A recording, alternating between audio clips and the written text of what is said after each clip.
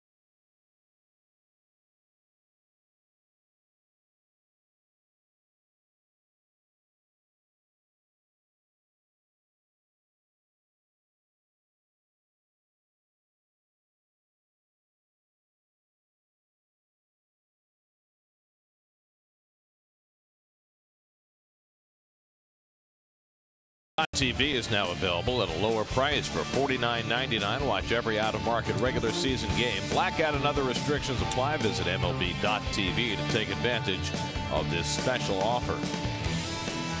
New York Mets baseball is brought to you by the Lincoln Motor Company.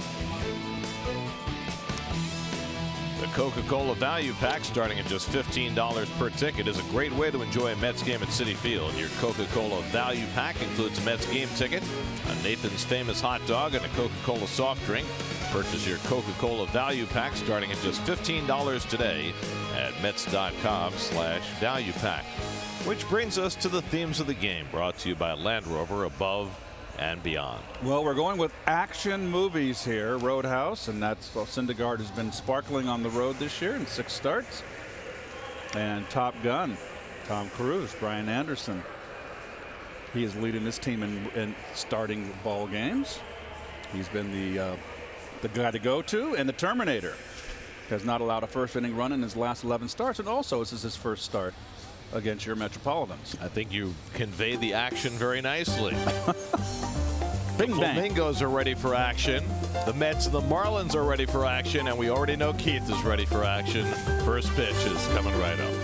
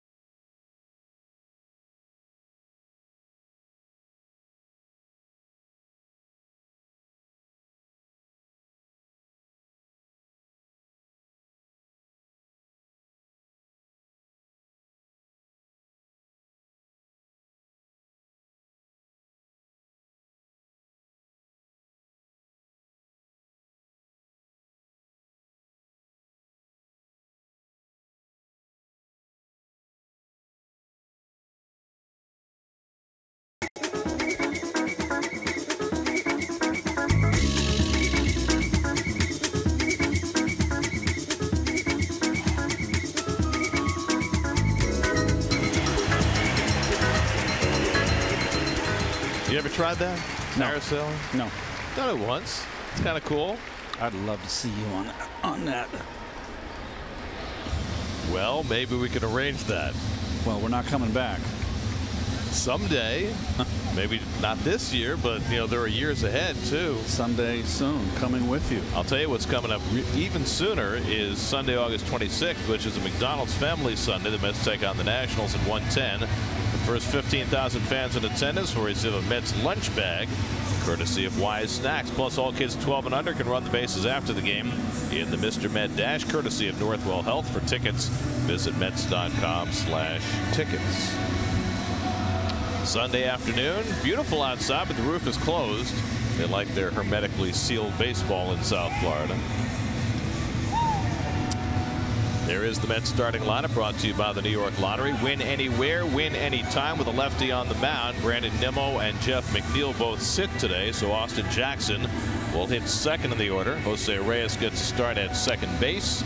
Con Frazier's been heating up the last couple of days after getting the rust off following his DL trip, as the Mets face 33-year-old Wei-Yin Chen for the first time this year. Well, got the big contract with the Marlins and had elbow issues. Won 16 games for Baltimore more than a few years ago. Won 46 total in 4 years for the Orioles. Come over here and just has had nothing but difficulty with that elbow.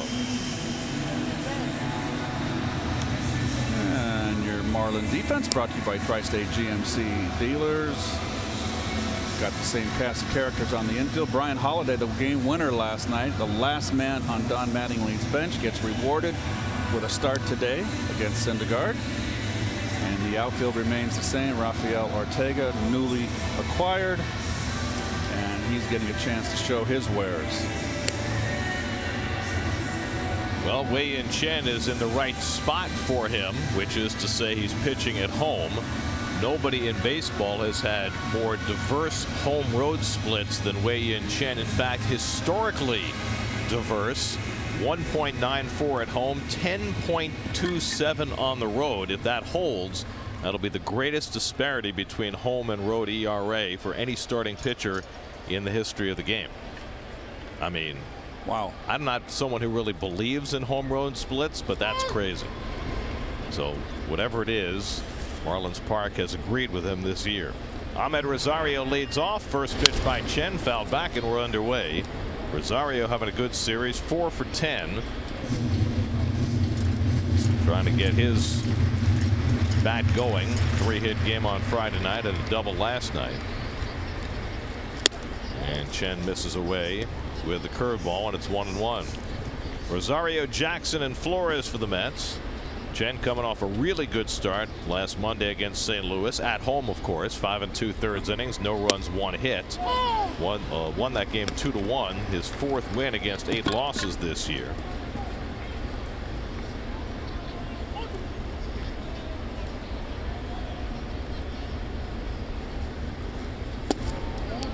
And he misses with a slider to Rosario, 2-2.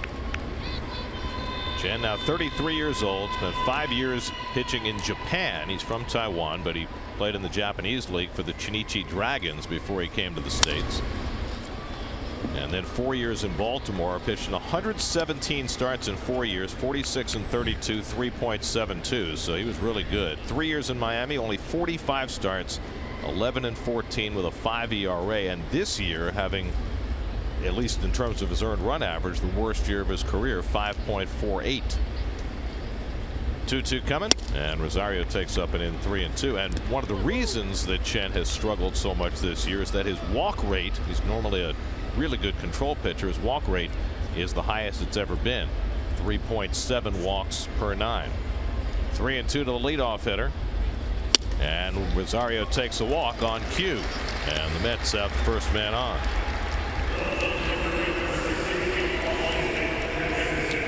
That brings up Austin Jackson, which brings us to Who's Hot, brought to you by Geico. 15 minutes could save you 15% or more on car insurance. Well, that's hot. 13 games as a Met. Jackson hitting .459 with a couple of home runs, over a 1200 OPS. And he has at least 3 hits in each of his last 3 starts. The first Met to do that since David Wright 5 years ago. David Wright is playing right now for the St. Lucie Mets in his first rehab game. We'll try and keep you updated on that.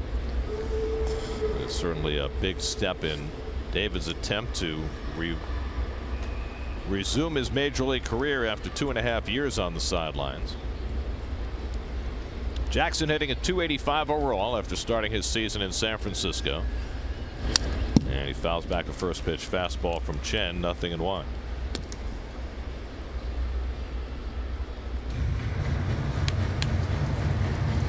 Chen made just 5 starts last year with what was called arm fatigue, but really was just a continuation of elbow problems, and spent the first month of this year on the DL as well.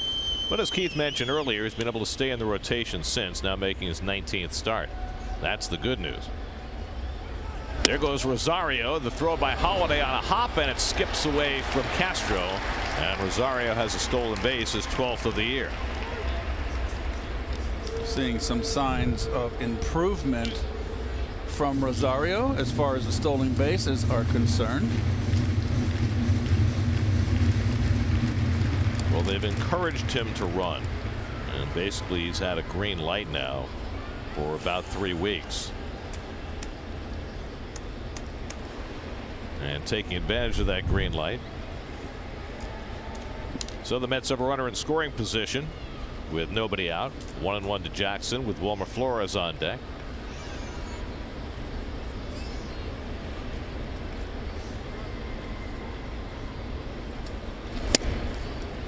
Jackson takes a changeup for a strike, and it's 1-2. Well, Holiday throws well. He has thrown out 14 runners in 28 attempts. That's a 50% ratio. That's pretty doggone good. Chen generally controls the running game extremely well. That's only the 3rd stolen base against him this year in 19 starts. And Jackson fouls off a fastball running in on him, and it's 1-2. Mets playing their last game in Miami this season. They've won 5 out of 8 here. The Marlins still have 2 trips to Citi Field, both of them in September. It's pretty unusual, it's right? Crazy scheduling this year. The Mets don't go back to Atlanta after this series, and here we are in the middle of August. The Mets don't come back to Miami. All these division teams, they got to do something. They got to do something about that. Lifted in the air to right. Over toward the line comes Anderson. Rosario tagging at second. Anderson makes the catch, and Rosario easily will go to third. So a productive out by Jackson, and the Mets have a runner at third with 1 out.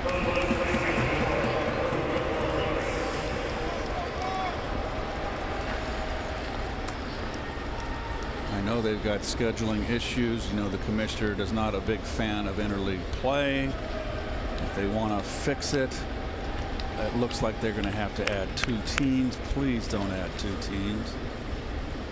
Well, they created the problem when they decided to have 15-team leagues, which meant that interleague play was, you know, required on a daily basis. I don't know why they did that, but they did, and now they've got to undo that. Infield in, Wilmer Flores the batter, 4 for 9 in this series with 3 doubles, and he takes the pitch low from Chen for ball 1.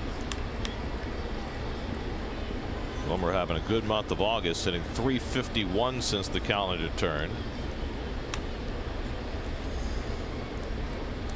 Excellent speed at third with Rosario. And Flores takes a rip at a fastball. 93, the hardest pitch Chen has thrown. 1-1. Wilmer kind of grimaced on that swing. Thought I heard his voice. Usually when I hear his voice like that, it's a pitch that's almost hit him. Not when he swings. 1-1 coming, and he hits it in the air to left center field. Should be deep enough to get Rosario home. Sierra gets under it to make the catch. Here comes Rosario. The throw is on the money, but Holiday didn't handle it cleanly. Rosario scores, and without a base hit, the Mets have a run on the board in the first inning. 1-0 New York. A bad throw by Sierra. I'll say. Well, he gets in good position to throw, Gary, even though his glove is on his non-throwing side. This is a pretty strong throw. So walk, a stolen base, and 2 fly balls, and the Mets have a run home. Speaking of outfield throws, did you see the throw the kid from Oakland made last night? I heard about it. Ramon Laureano, just his 6th major league game, goes deep in the gap in left center to catch a fly ball near the wall against Justin Upton. And he throws from the left center field fence to first base on the fly, 314 feet to get a double play. I mean, it was one of the most hellacious throws I have ever seen. So just to have add a little perspective to it, I'm sure your folks are aware, 314 feet is slightly over the length of a football field. Think about that.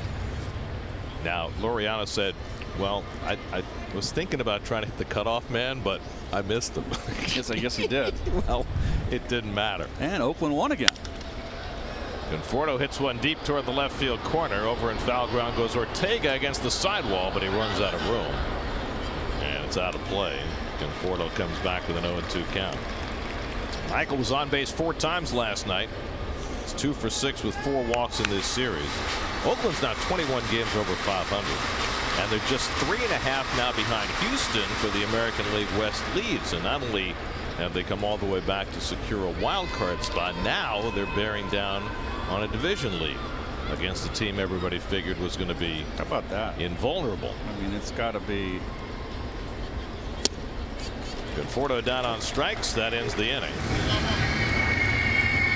Mets score a run without a hit and hand Syndergaard a lead.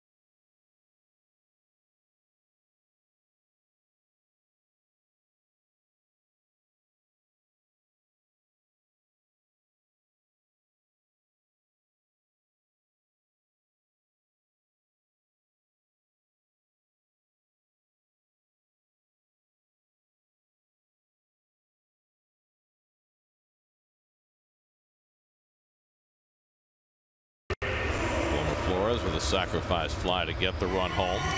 Now the Marlins lineup is brought to you by Bob's, online at mybobs.com.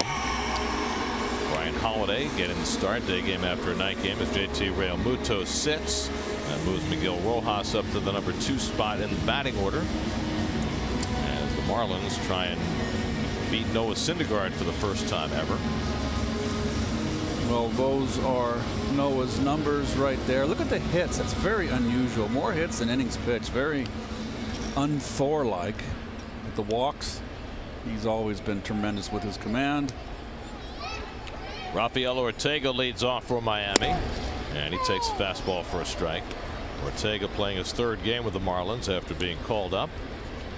2 for 8 in this series. It's all 6'6" of Noah Syndergaard. And Ortega hits it hard over the bag. It hits the umpire. It's a fair ball. It deflects to Reyes and safe at first. Ortega. Should have been a double, maybe a triple, but the first base umpire, Gabe Morales, couldn't get out of the way. It was almost an out, but Ortega legs it out for an infield hit. A bizarre infield hit. I don't think. All right. It didn't happen in my 17 years. And I've seen umpires just almost getting drilled. I mean, that was very weird. A ball down the line is going to go. It's going to kind of hook into foul territory. I mean, you want to get out of the way on the inside. Can you imagine if he'd gotten thrown out on that play? Oh man! Here's Miguel Rojas. What a way to start your day. I would have been livid. I mean, it's a close play at first base. I don't know why Ortega slid, but he was clearly safe. And then he jumped off the bag. It was a little odd, too. I've got a question for you about that, because I'm not sure I've ever seen that before. You're allowed to overrun first base, right? But if you slide into first base and you pop off the bag, are you vulnerable to being tagged the way you are at second or third? My feeling would I don't know the rule. I'm not sure either. I think you would be fine to do that as long as you didn't make a move. The critical thing in that rule is you make a move towards second. Right, but that's Ortega runs, and the throw by Plawecki is off the mark, and Ortega has a stolen base. That's his first for the Marlins. But the intent of the rule at first base is to allow you to overrun it. But if you slide, you give up that right. I guess that would be my question. Well, Plawecki did not have a chance. Just a terrific jump, and Syndergaard, who's had issues, has got to realize that just watching this young man play for the first 2 games, Gary, you know he can run. Yep. 18 steals now against Syndergaard in 20 tries. Mickey Callaway was talking about that today as an area where Noah's really got to improve. Grounded right back to Noah. He knocks it down. Ortega's going to hold it second. And Noah gets the first out on Rojas, 1 away. The Mets defense brought to you by Toyota. Let's go places. The musical chair is behind home plate. It's Plawecki's turn this afternoon, I should say.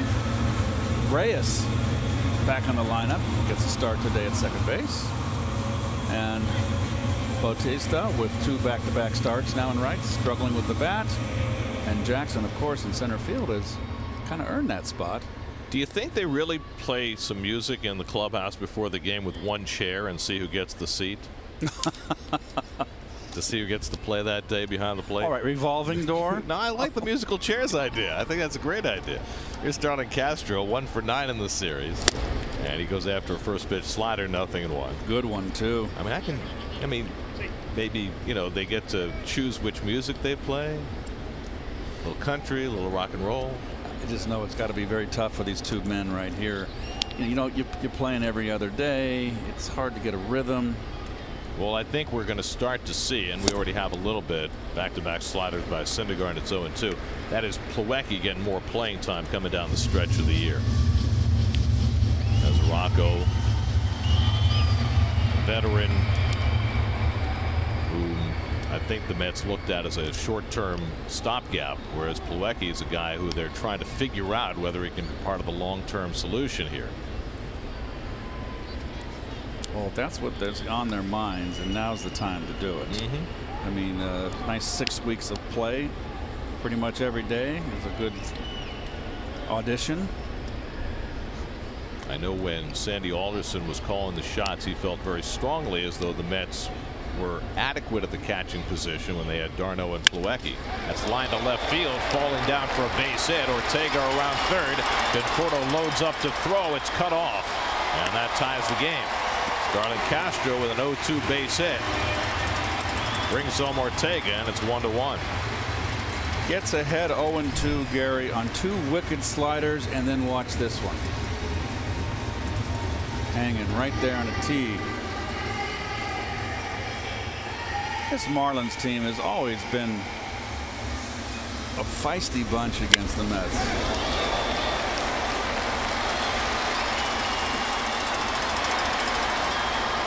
Well, you talked about Syndergaard giving up more hits than he should this year, and that's one example why.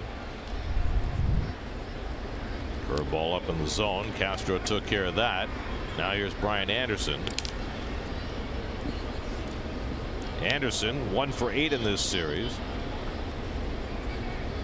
But he has had a remarkable rookie year in that, and we showed it in the graphic earlier, he started every game but one for the Marlins in his rookie season. Does not happen often. That's it slowly down to third. Frazier on the charge, and he throws out Anderson for the second out as Castro moves up to second. I mean, if you go back and look at the other rookies around baseball, there's only one other rookie who started 100 games, much less 117, and that's the Yankees' Miguel Andujar.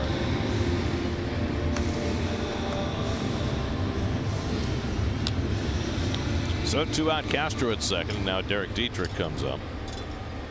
Dietrich's got good career numbers against Syndergaard, 6 for 15.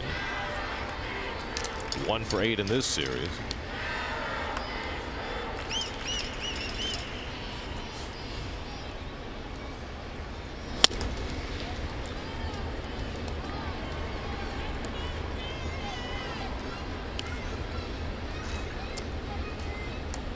Dietrich playing all 3 games of this series at first base, in between eating fried chicken. After the trade of Justin Bour on Friday to Philadelphia, Mets will see Bour and Asdrubal Cabrera and the rest of the Phillies for 5 games, starting with a doubleheader on Thursday. It'll be a different look to that team as they battle the Braves for first place. Phillies took over the lead with a win last night behind Aaron Nola, their Cy Young candidate. He's now 13-3. And Dietrich pops one up. Rosario waiting for it to come down, and that retires the side, but the Marlins cash a first inning run to tie it 1-1 after 1.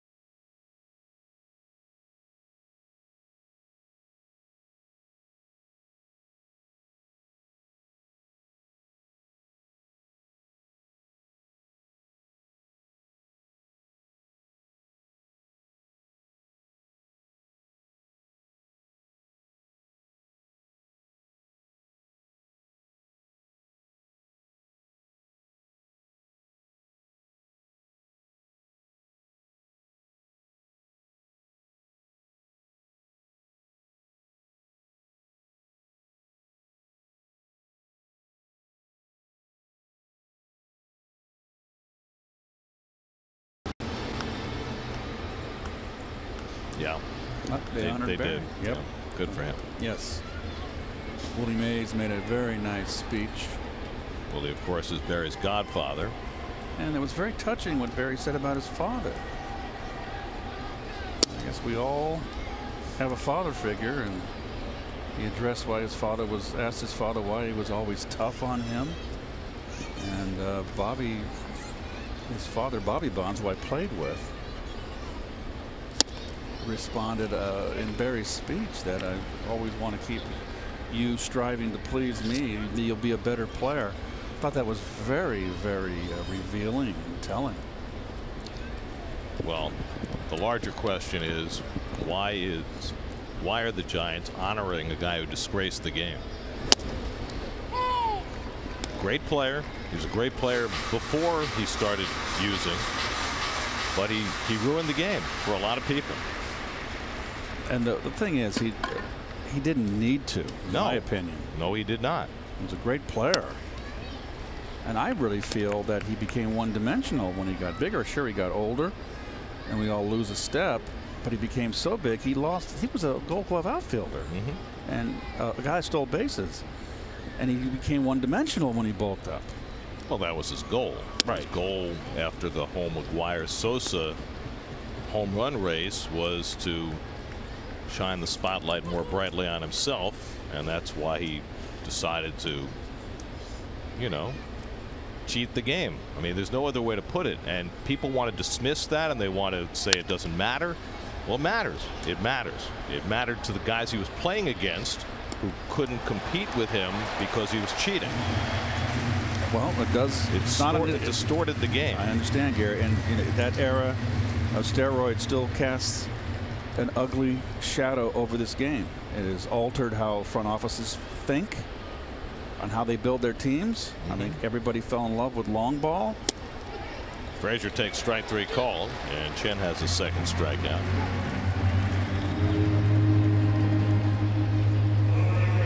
As I said, bam bam baseball. And you know, Barry was not alone. He certainly wasn't the only player doing steroids, but he was the poster boy for it because of not only how his numbers distorted the game, but just watching him, watching his hat size grow. Well, Sosa too, Sammy. Right. I mean, it was a prevalent piece of baseball history, and it was not a good thing for the sport. It was a bad thing for the sport, despite the fact that Bonds was a great, great player. I had a conversation when La Russa was towards the tail end of La Russa's managerial career in St. Louis with Red Shandy's during spring training. We were out to dinner, and all this stuff was on the forefront and about McGuire. And I just told Tony, I said, Tony, I came up to the big leagues at 20 years of age. I was 189 pounds, 90 pounds. I go, if I had done steroids, I would have been 215, 220 without an ounce of weight on me. Do you think that that would have affected my performance in a positive way? Bautista hits a slow grinder. Prado with the bare hand play, and it can't be handled by Dietrich. Prado made a terrific play, but Dietrich, who's not an experienced first baseman, did not catch the throw. They're going to give Bautista credit for a base hit, but that should be an E3 all the way. That's an E3. He's out, and the throw is not in the dirt. That's an error. No, it's a perfect throw. Dietrich just didn't catch it. Nice play by Prado. I mean, you got to, it's the big leagues. You got to catch that ball. I don't understand how the scorer can rule that a hit. I mean, good for Bautista, but that's ridiculous. It's the Mets' first hit. And now Plawecki, who's 1 for 3 in this series, had a 2-run hit in the opening game on Friday night. And they have just changed the scoring. It is now an E3. Give an assist to the third baseman. Shouldn't have jumped the shark here. That's what we got whiteout for. Whiteout's good. Some people use pencil, just for that reason.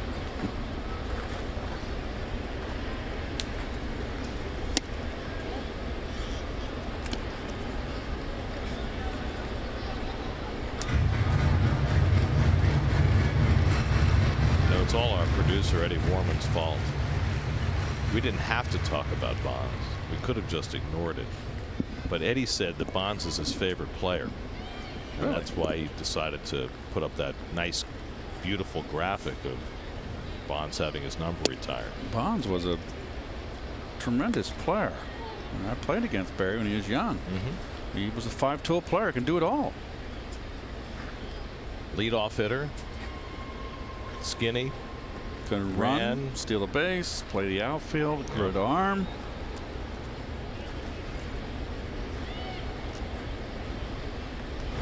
And I mean, his father was a 3-time All-Star, 30-30 guy. Yeah, he was the original 30-30 Yes, he guy. was. That's back in the years when growing up, the Giants always seemed to bring up outfielders. The three Alous, Bobby Bonds, McCovey early in his career played left field. Willie Kirkland. Boecky hits one out to left center. Ortega takes charge of it, and that's the second out. And Bautista back to first.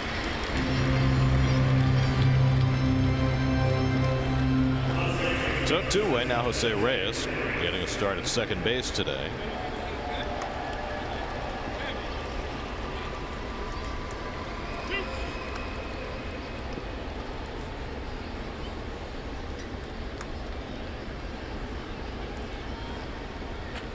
Reyes had been starting far more frequently until Jeff McNeil was called up. Now Reyes getting his first start since last Sunday. McNeil sitting against the lefty today, and Jose takes fastball for a strike.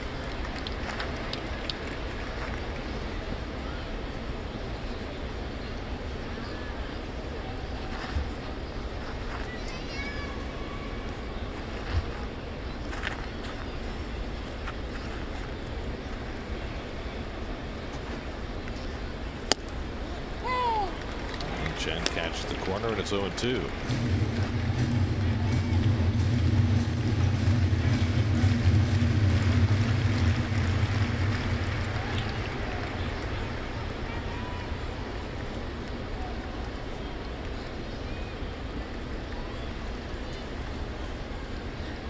Bautista at first with 2 out.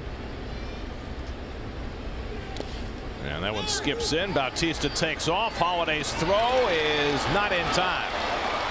Bautista on the ball in the dirt, which didn't get far away from Holiday. Taken off on the dirt ball read. He pulls a little Asdrubal Cabrera here, who was really adept at advancing on a ball in the dirt. What'd you call it here? The dirt ball? Dirt ball read. Mickey Callaway's expression. You got to be on your toes, alert, and wanting to advance. It's easy to sit there and just take a lead and da-da-da-da-da-da, you know. But when you do something, when you do that, you're on your toes and you're on point. It's good hustle. And the Marlins are going to challenge the call at second base. Really?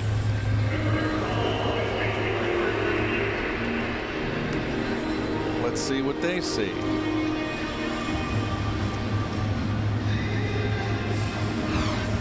Jerry Meals, the crew chief, on headset.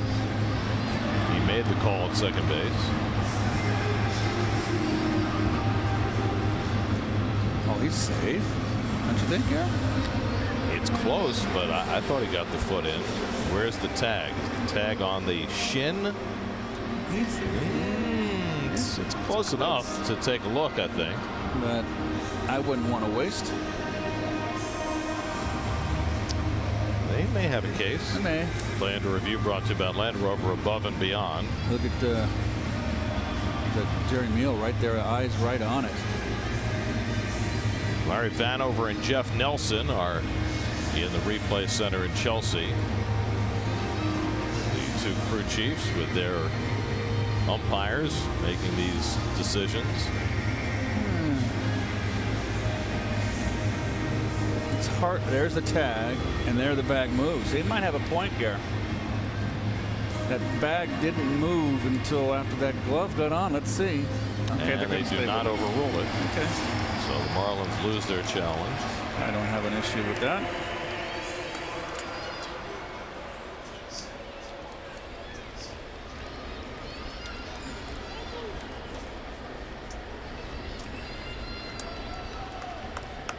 So a runner in scoring position with 2 out. A 1-2 count to Reyes.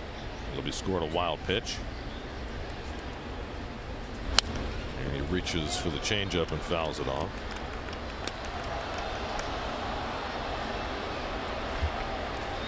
Well, it's just been a tough season for Jose, just from the get-go. Hitting a little better from the right side. He's always been a better right-hand hitter. 209 against right-handers and left-handers, excuse me, in 43 at bats.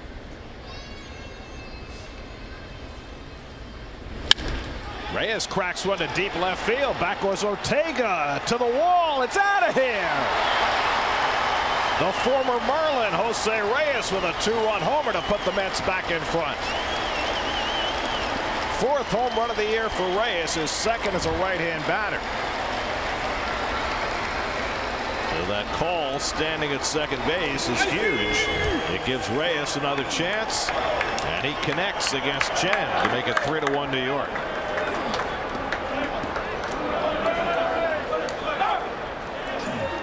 Low ball hitter from the left side of the plate. High ball hitter from the right side. High fastball right down the old pipe. Not as high as Holiday wanted it, and Reyes took care of it.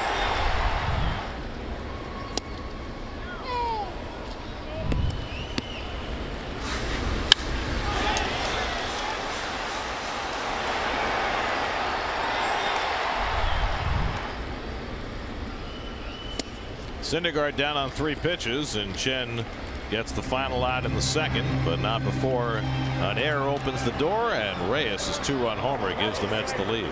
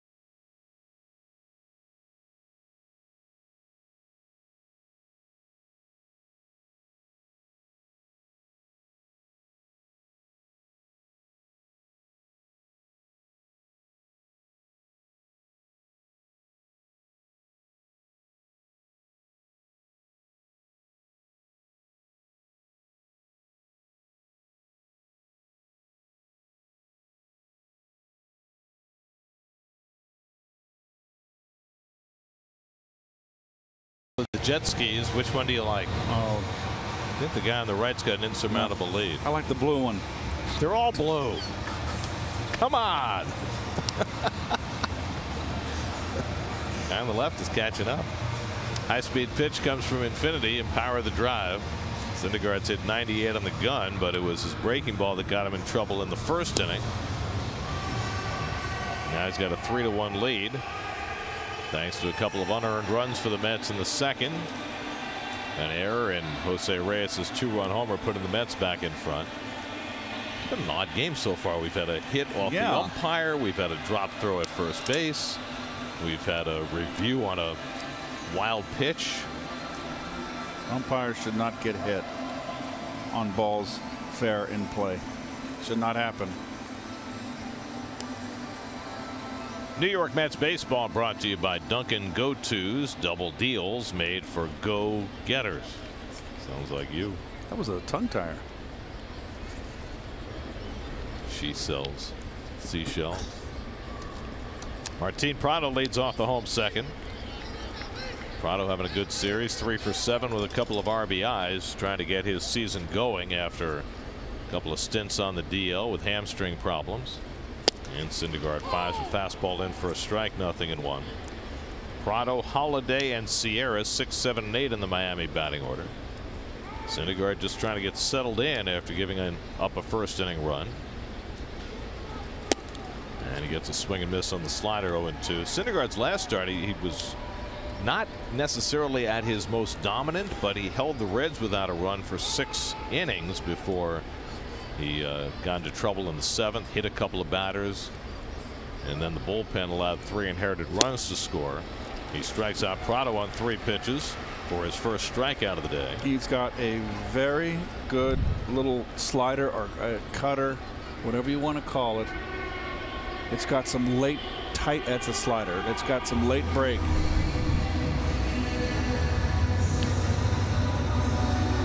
So 1 out and nobody on. Now last night's hero, Brian Holiday, who delivered the game-winning hit in the 11th inning. It was his second walk-off hit in just over a month. He only has 13 RBIs for the year, but 2 of them have ended games. And he hits one slowly down to third. Frazier coming in to get it. Takes his time and throws out Holiday, 2 out.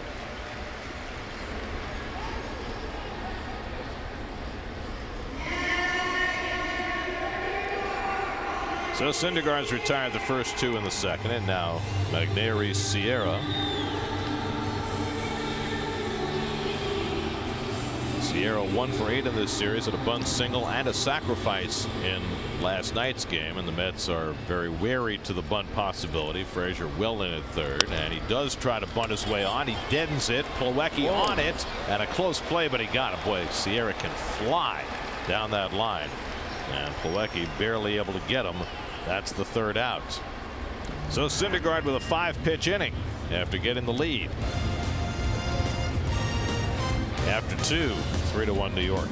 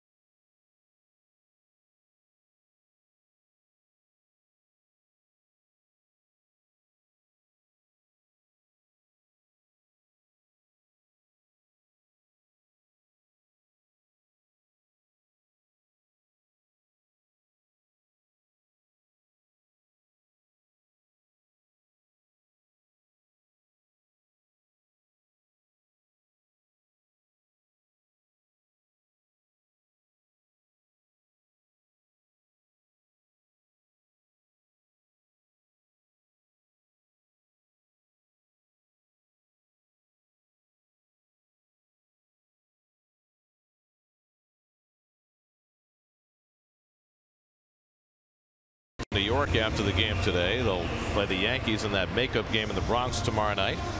Then 2 in Baltimore and 5 with the Phillies, including a doubleheader Thursday. Then in Philly Friday, Saturday. Then they go to Williamsport next Sunday. It's a complicated road trip, this one. 11 games in 5 cities in 10 days. Top of the batting order for New York in the 3rd against Wei-Yin Chen. Mets with a 3-1 lead. Ahmed Rosario walked, stole a base, scored a run in the 1st. So the Mets go to Yankee Stadium tomorrow, and DeGrom gets the start on regular rest, and the Yankees will have Luis Severino, their all-star, who has really hit a wall. Severino, last 6 starts, 7.31 ERA. I mean, his overall numbers for the year are fantastic because he was just great the first half of the year. But the Yankees really did well by bolstering their rotation, bringing in Lance Lynn and Jay Happ. Lynn's been great so far. Won a run in 16 2/3. Happ's won his first 2 starts, and they needed that. Well, like the Phillies needed offense, and they went out and got offense. Yankees needed pitching, they went out and got pitching. Well, they bolstered their bullpen, but that doesn't seem to have worked so well. Zach Britton has really struggled. Well, they've made the effort. You know, they made the moves. 3-1 to Rosario, who walked his first time up. Could he walk again? He does. It's the second time in the last week or so that Rosario has drawn a couple of walks in the same game. That's a nice sign. And the Mets have the leadoff man on in the 3rd. We'll see if Rosario is primed to try and steal again, as he did the first time. There's Jackson, who hit a fly ball to right his first time up that helped build a run.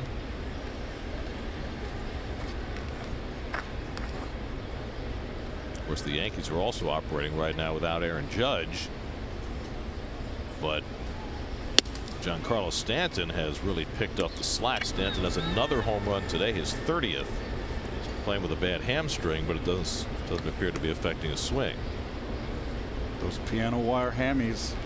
That's what you always called him. But now he can DH when he has hamstring issues, which he's doing now.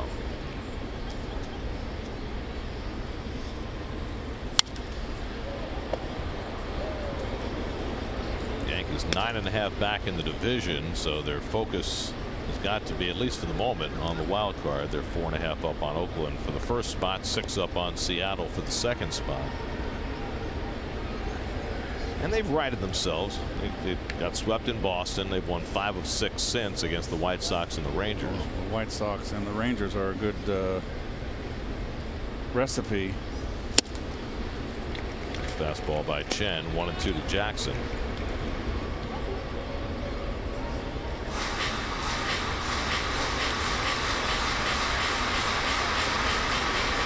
That's going to be fun with DeGrom facing the Yankees in the Bronx. Yes. DeGrom has been so stingy with the home run ball this year, and the Yankees trying to set a record. They've already hit, what, 191 home runs with the one Stanton's hit today.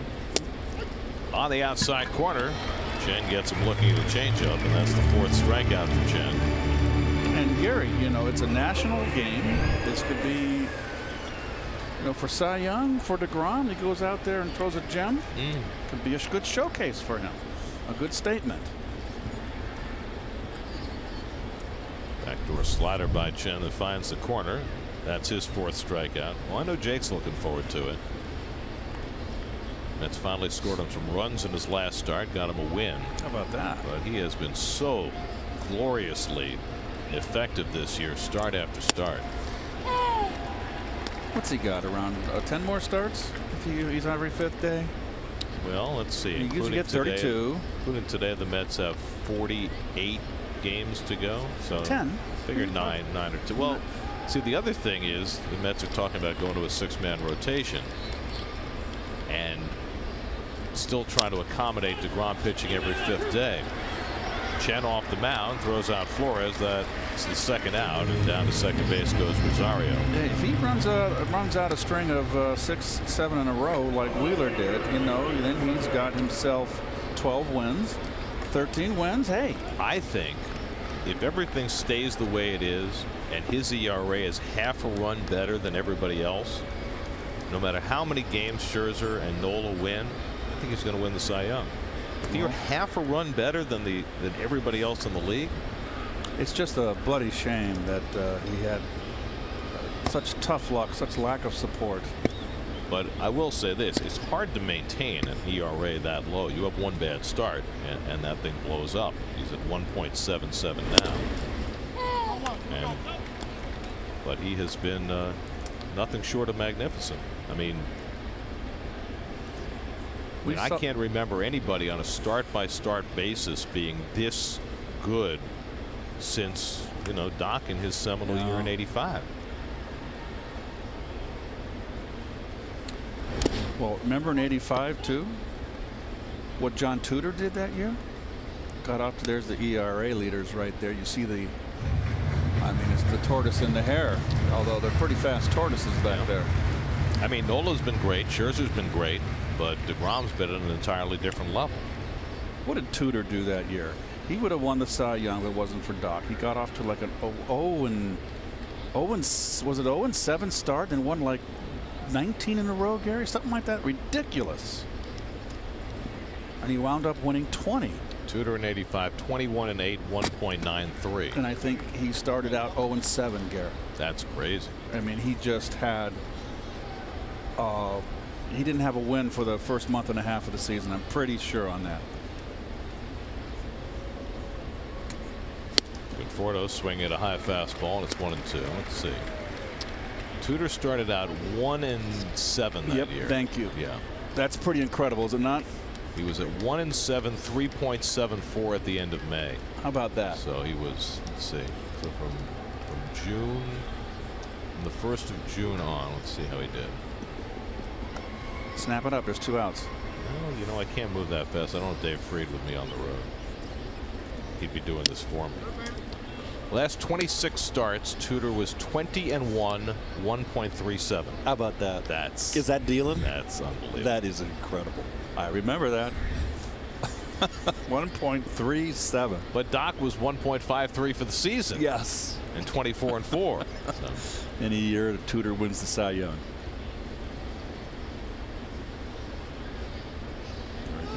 Runner goes. Conforto flies one out to center. And Sierra waits for it to come down. That retires the side. A leadoff walk. Rosario is stranded. Still 3-1 Mets in the 3rd.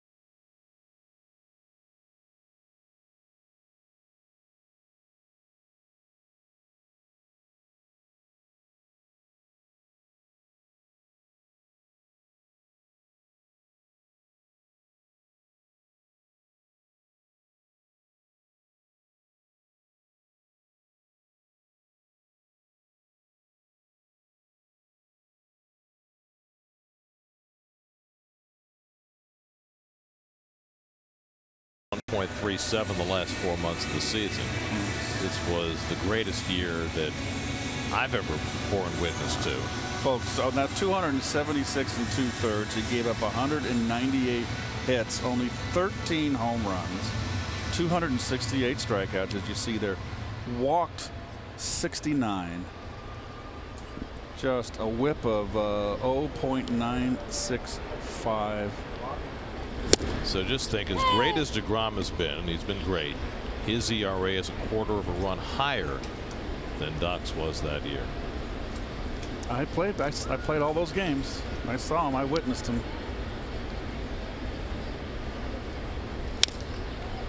Wei-Yin Chen up for the first time. He's become a little more credible hitter since he started his major league career 0 for 51 He got his first hit in the big leagues against the Mets last year. An infield dribbler that Asdrubal Cabrera tried to barehand, and Chen beat it out and snapped an 0 for 51. But Syndergaard overwhelms him with the slider. He's had a good one so far today. Second strikeout for Noah. And that's the first out in the home third.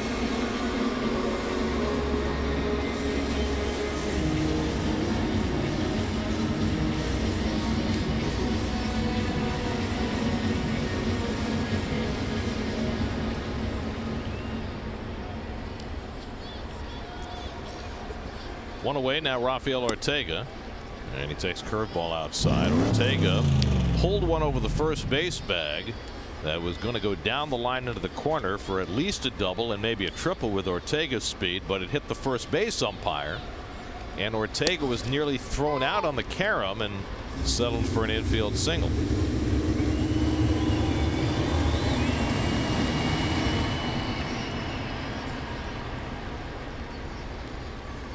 Ortega trying to take advantage of an opportunity with the Marlins. He had a pretty good run of play with the Angels 2 years ago. Really his only extensive big league time. And now 2 years later getting another big league chance. Low ball hitter. And he lines one towards short. Off by Rosario for the second out.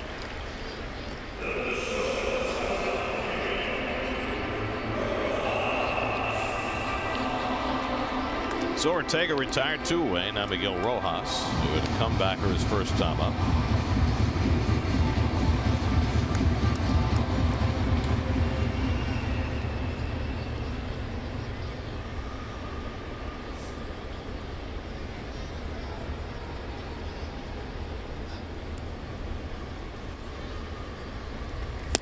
Syndergaard 4-0 lifetime against the Marlins with a 1.62 ERA. This is the only guy in the lineup who has any kind of career numbers against him. Rojas 4 for 8. And Rojas fussing with Ramon de Jesus about that first strike call.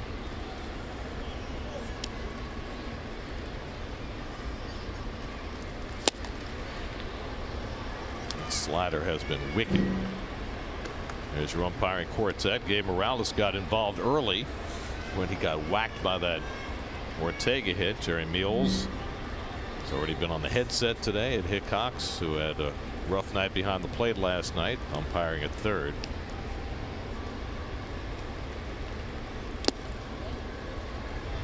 Even after the game, the Marlins were incredulous about the call that Hickox made. Remember Dan Strelly thought he had a third strike. Yes. And turned out to be a walk to load the bases, wound up costing the Marlins 2 runs. Didn't cost him the game, but it cost Straley a start and an early exit. Syndergaard runs one inside at 99 miles an hour, 2-2. But I think Straley, was the way he was throwing, he was like a marshmallow on a spit. He was almost done. I like when they get all crinkly and soft. Swing and a miss.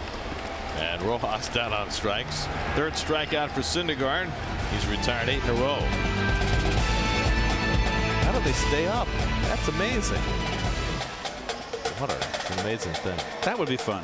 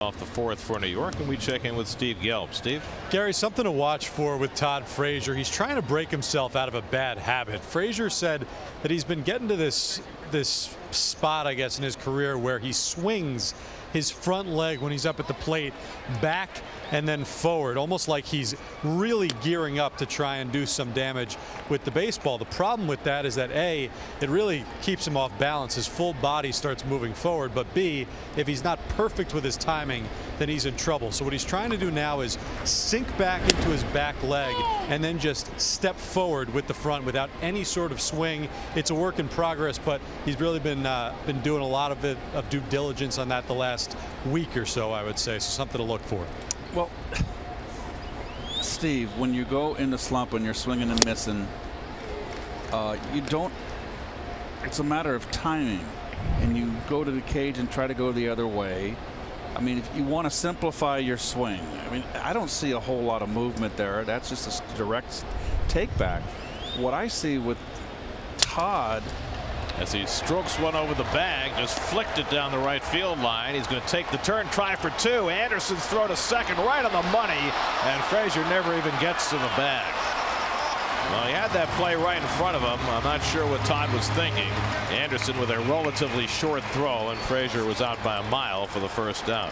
Well, definitely an error in judgment right there. He just kind of flicked that ball. Nice coverage by Anderson there, getting to that ball quickly. And you're right, Gary, short throw out by a country mile. You know, getting back to Todd's swing, I see Todd overstrides, and when he starts his swing and he overstrides, his body sinks. And my dad called that dipping.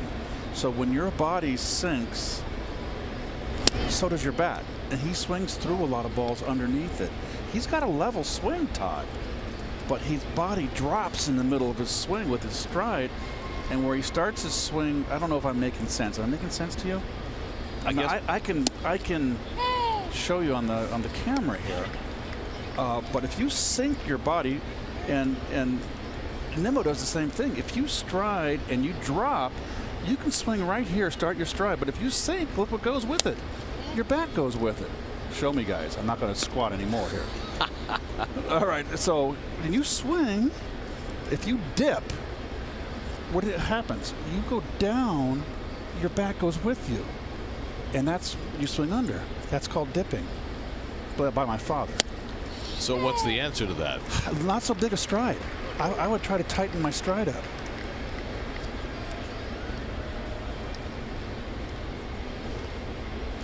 Does that make sense now? Sure. 3-2 to Bautista. You go down, your bat goes down. Bautista goes down on strikes. And that's 5 strikeouts for Wei-Yin Chen. So 2 out of the inning.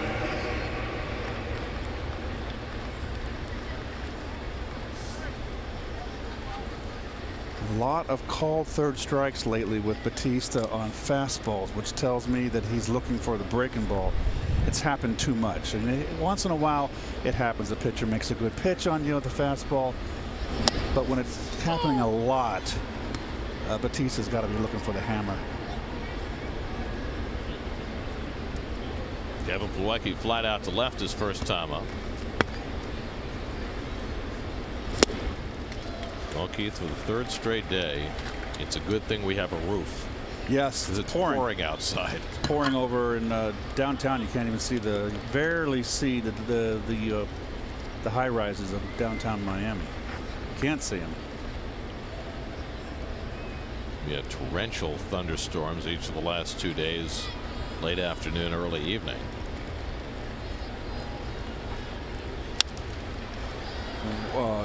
Gary, just getting back to that point, when I was a kid and Dad was instructing my brother and I how to hit, if we were overstriding, he would get a 2x6, lay it flat on the ground to the point where if we took an overstride, we would step on the wood. It would go, and if we strode properly, strided properly, we would be in front of that board. The board would not come into play, and that's how he got us not to overstride, which I think was a good technique.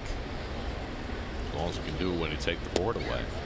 Right, but that's how you get your habits in BP, Gare.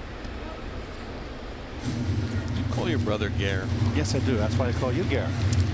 Feel really special. It's affectionate. It's a sign of affection. Don't get carried away with it, though. 1-2 to Plawecki, and he flies one out to center, and Sierra is there, and that retires the side. Middle of the fourth, 3-1 New York.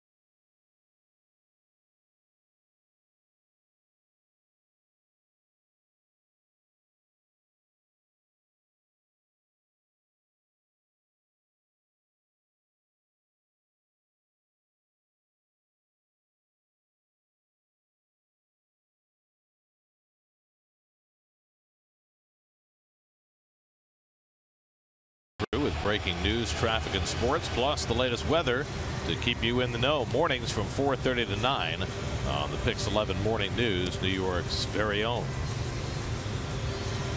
Noah Syndergaard was a little choppy in the first inning, but he has retired 8 in a row, and he's thrown just 29 pitches over the first 3, which is good to see. He's throwing great. He's throwing hard. He's got a good, like I said earlier, got a right from the get-go, a good slider. Razor blade slider, as they like to say. He hung a curveball to Starlin Castro, got a base hit to drive in the Miami run his first time up. It's the last batter to reach against Syndergaard, who has struck out 3, walked none. 96 strikeouts, 17 walks for the season. Oh, good slider. That slider's been just money from the first inning on. Remember, this slider's coming in over 90 miles an hour, and it doesn't break till late, so that is what you call a guillotine. I like that term better. Guillotine slider. Gets messy. So it's clean. It's a clean cut.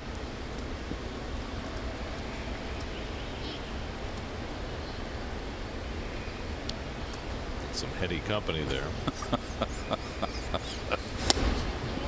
Sorry. Well, I could make a comment, but I won't. But the people that used to sit around and gawk at the executions on the guillotine, they used to look at the head as it rolled off to see if it did one thing. Castro strikes out another slider. That's the 4th strikeout for Syndergaard. You sure you want to keep going? No, I'll leave it at that. I'll leave it to your imagination. On a Sunday afternoon, I think that's a really good place to leave it.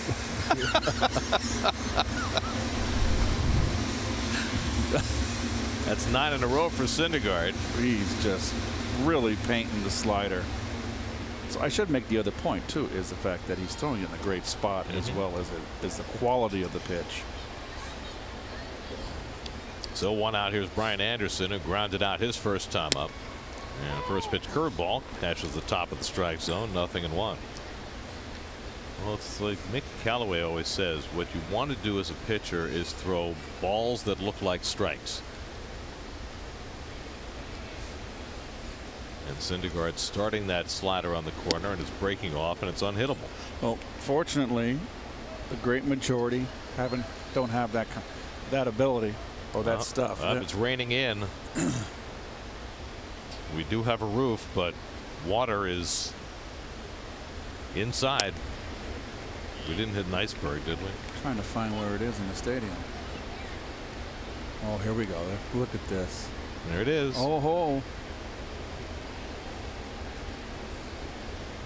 I say, okay. Remember the time we were in Milwaukee? Yes. And had the roof closed and it was raining right in front of us?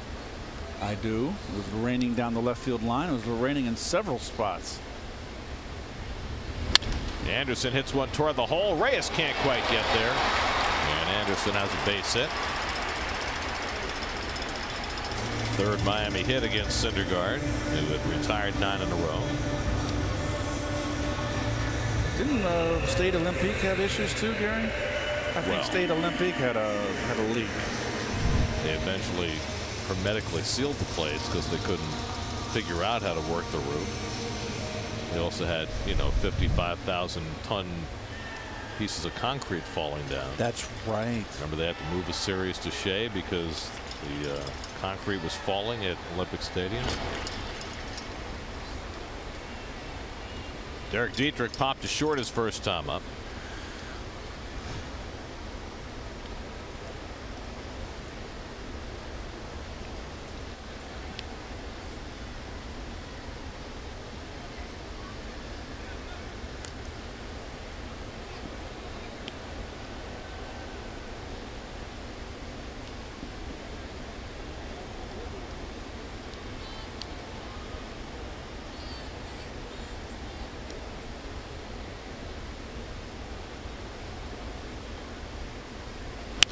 And a check swing roller. Frazier in to get it. Goes to second, and it gets the force play by an eyelash. Good sense of timing by Frazier on a slow hit ball. Had just enough time to get it to second for the force on Anderson. Oh, Todd's a very heady player. He knew he had it. Very nicely done. You want to keep that runner out of scoring position. Well done. It was Rosario handling the throw because he was over in the shift against Dietrich. So it's a 5-6 put out at second base. And Dietrich's aboard with 2 out. And now Prado, who struck out his first time up.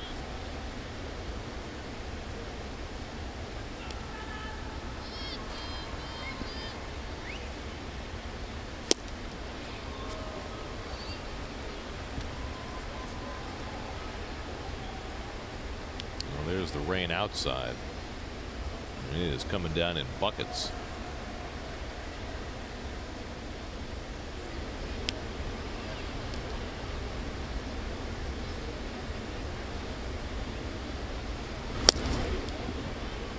Slider off the corner, a ball and a strike to Prado.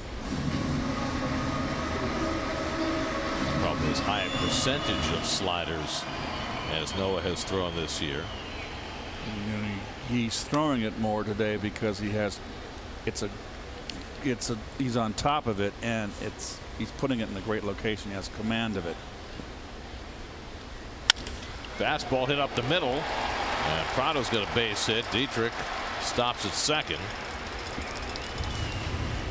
So Prado has the 4th Miami hit, and the Marlins have 2 aboard with 2 out. So the heads-up play by Frazier, the prior at bat, getting that lead runner, saves a run.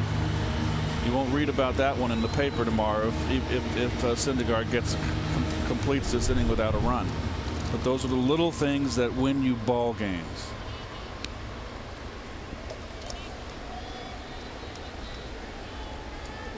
Here's Brian Holiday, who grounded out to third base his first time up. Tying runs on base with 2 out.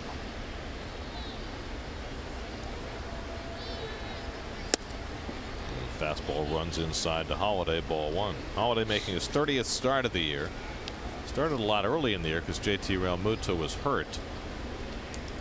But Realmuto plays in 6 days a week when he's healthy.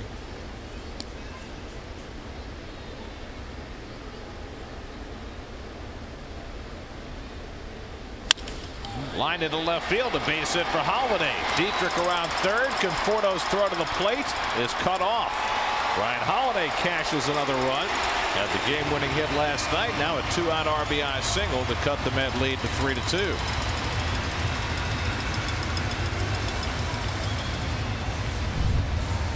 Well, they're on his fastball.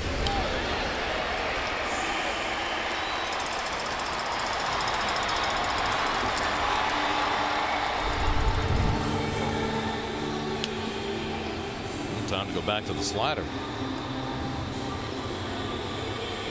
So 3 hits and a run home for the Marlins in this 4th. Prado now at second carrying the tying run. Holiday at first. And the number 8 hitter Magneuris Sierra comes up. Tried to bunt his way on and was thrown out by Plawecki his first time up. Can't catch up with the high fastball. That is something that Mickey Callaway was saying today. He needs to see Syndergaard do more of. He says Noah can't pitch up in the strike zone all the time, but he's got to do it more.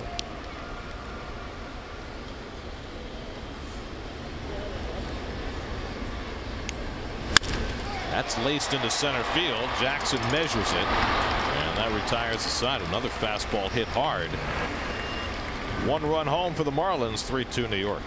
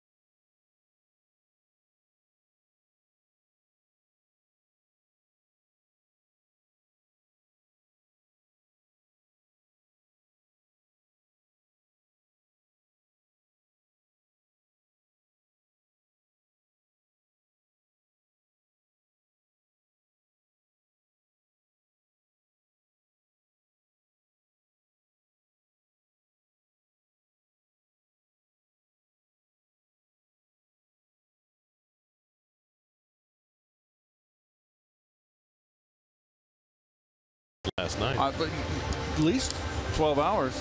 Hope he caught something by now. Hate to see him come up empty. Oh boy. Of course, now he'd be fishing in the rain. Line score brought to you by Pearl Vision. Nobody cares for eyes more than Pearl. So maybe there's a little videotape of him fishing last night. Although this is very much the tropics down here. It could be pouring here, Gary, and a mile away it could be sun could be out. So you're saying at the old fishing hole it might be perfectly clear. Just saying. Jose Reyes gave the Mets the lead with a 2-run homer in the 2nd, his 4th home run of the year. Mets with a 3-2 lead as we start the 5th. Reyes, Syndergaard, and Rosario up against Wei-Yin Chen, who deals outside for ball 1.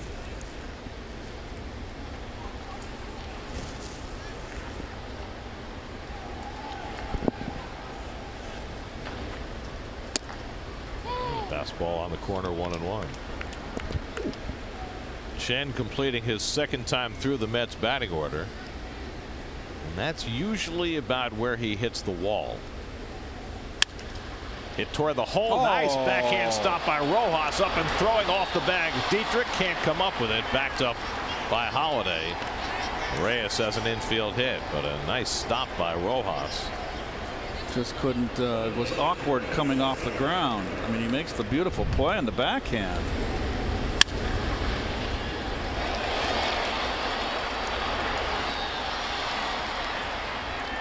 So Reyes is 2 for 2.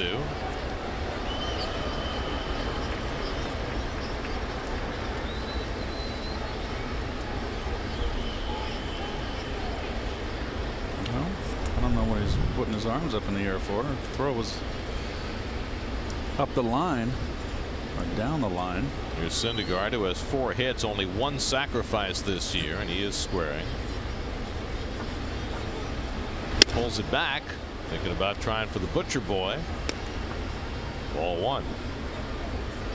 Noah struck out on 3 pitches his first time up today. Taking a long look down at Glenn Sherlock to see what they wanted to do, with Prado set to charge hard from third.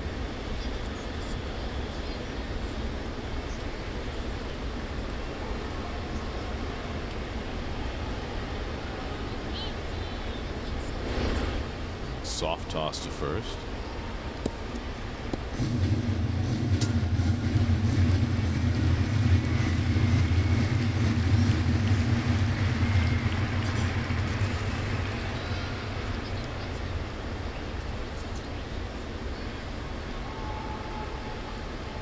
Reyes runs and Syndergaard fouls off the bunt. I don't know what was going on there. Sacrifice, you don't steal. Because you could bunt the ball up in the air and it's a double play. You got a bunt sign, you don't steal. Well, let me ask you this though, as the hitter, if you see he's running, left-hand hitter a little more difficult. You're back to the runner, so it's hard to know to pull it back and not try to bunt. I mean, your peripheral vision of left-hand hitter is far better on the left side of the infield than the right, Gary. Syndergaard bunts it. Chance play will have to be to first. 1-3 on the sacrifice. Reyes to second. So the second sacrifice of the year for Syndergaard. Time for the Mets Health Report, brought to you by Northwell Health. Look north. David Wright. First game on a rehab assignment. Played 5 innings at third base. Went 0 for 3 with a couple of strikeouts. His first step toward what he hopes will be a big league return sometime before the end of the year. I want to know how his arm is. That's what I want to know. Well, that's, I think, the thing they're most concerned about in terms of him being on the field is what kind of arm strength they'll have. But he is playing third base, and they're not planning to play him anywhere else. I think, David, I mean, we're talking about him coming back, which it's just amazing to me that he's able to get back on the field again after everything he's been through. But he's athletic enough where if the arm doesn't cut it, he can make the transition to first base. Well, we're getting way ahead of ourselves. We are. And the first base options are piling up. Yep. Rosario takes low 2-0. I mean, Jay Bruce is going to be starting a rehab assignment probably the middle of this coming week, and the plan is to play him at first base when he comes back. You've got Dom Smith, you've got Peter Alonso, you got Flores playing there now. You got Cespedes talking about coming back playing first base when he finally gets cured. He demands some other positions. Off the plate, and it's 3-0 to Rosario. You know what I mean? Yeah.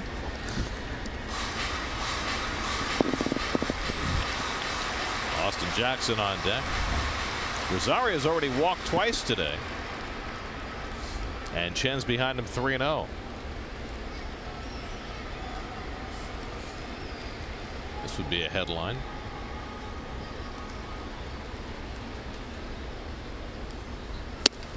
And there's strike 3-1. I don't recall Rosario ever walking 3 times in a game. He's done it twice.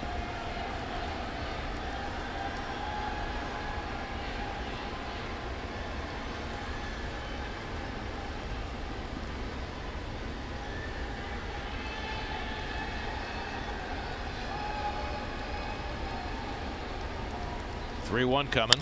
Grounded down to third and handled by Prado. He looks Reyes back, and that's the second out. Boy, that is picture perfect. I know it's baseball 101, but Prado had plenty of time to just force Reyes back to second base. Took his time, even with the speedy running Rosario. Watch him here. Ball's hit hard. Reyes had ideas. chased him all the way back. So 2 out. Reyes still at second, and now here's Jackson, who's flied to right and struck out 0 for 2. Mets have had just 3 hits today, but Reyes' 2-run homer has the Mets in the lead.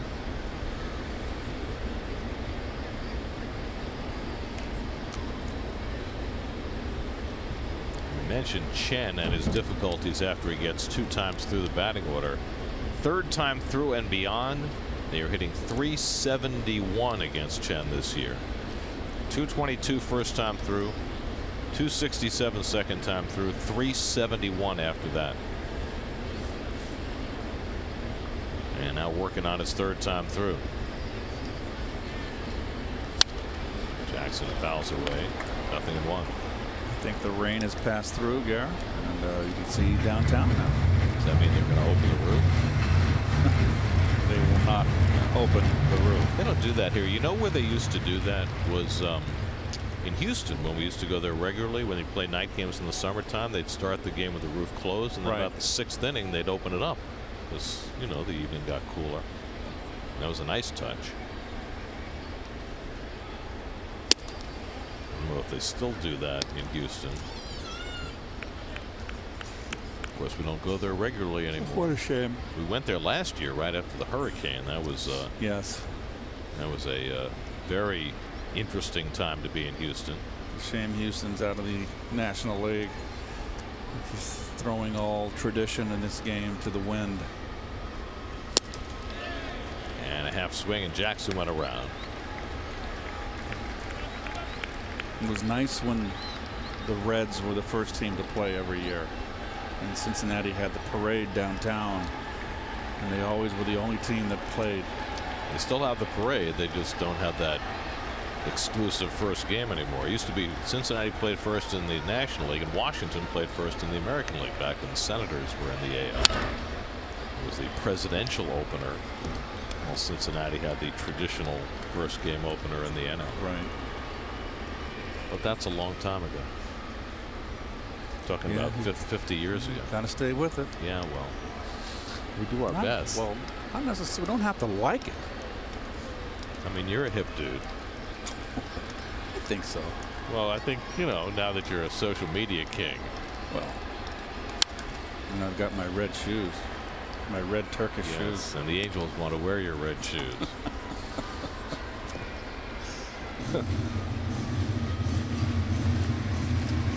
Those red shoes have been a standard item this summer.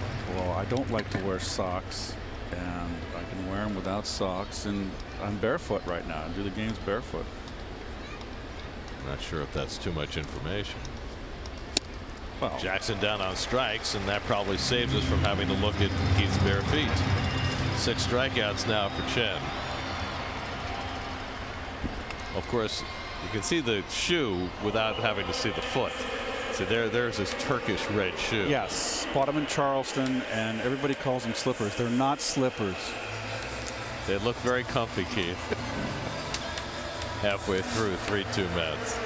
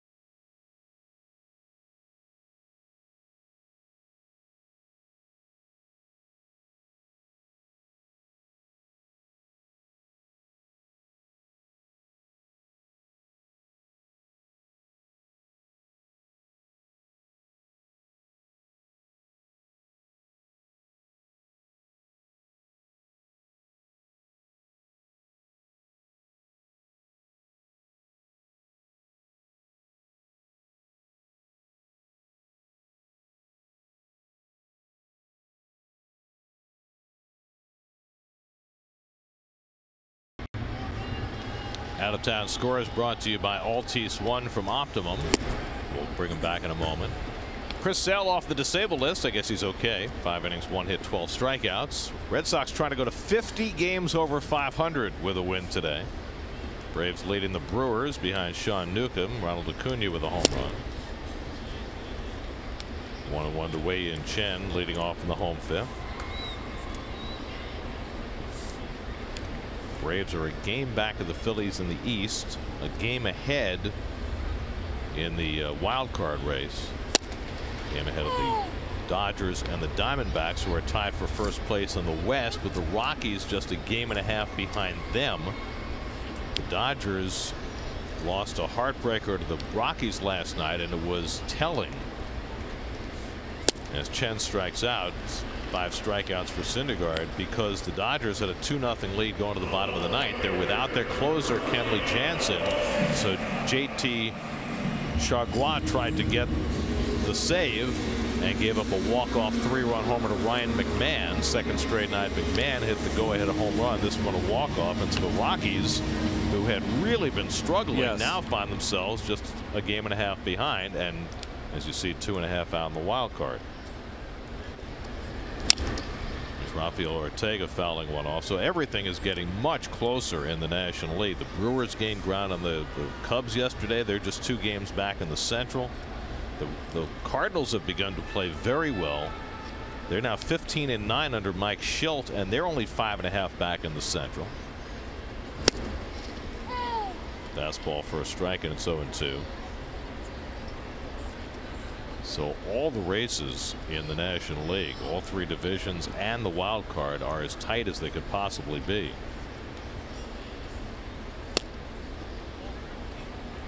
Pops away from Plawecki, 1-2. A few changeups Syndergaard has thrown today.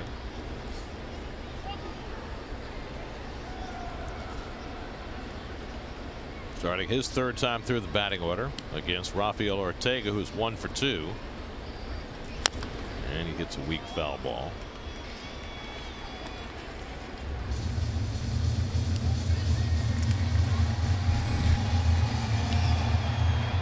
Miguel Rojas on deck.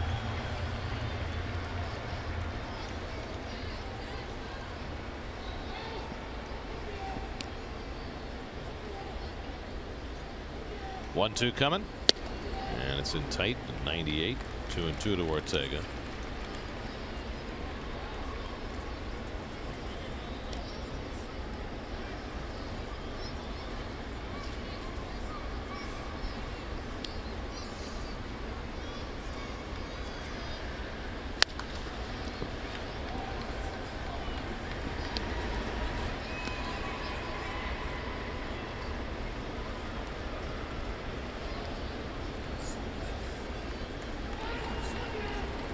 Syndergaard has struck out 5 this afternoon.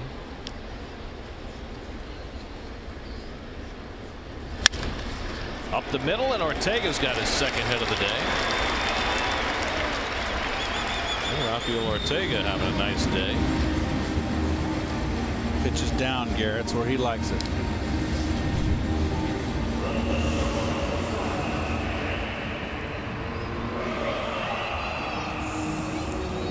Got a stolen base, and Syndergaard's got to keep an eye on him. Ortega now with 4 hits in his first 3 games with the Marlins. 1 out and 1 on. Here's Miguel Rojas, who's at a comebacker and struck out 0 for 2.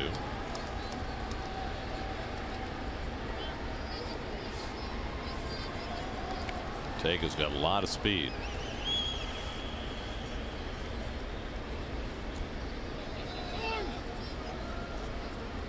Ortega and Sierra in this lineup for Miami. They're a team that has not done much base stealing at all this year. All of a sudden they've got 2 guys who are legitimate base stealing threats.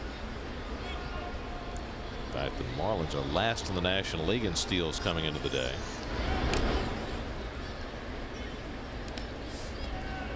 But it's part of the way they're hoping to remake this team in a more athletic and speed oriented fashion, playing in this cavernous ballpark.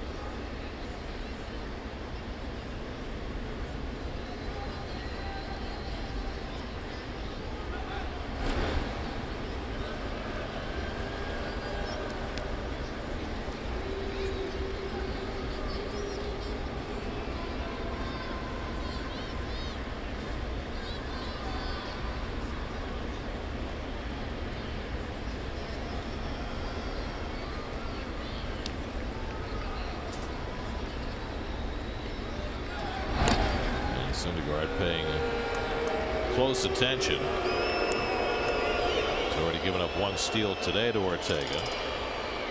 18 steals in 16 starts this year. Aggressive lead.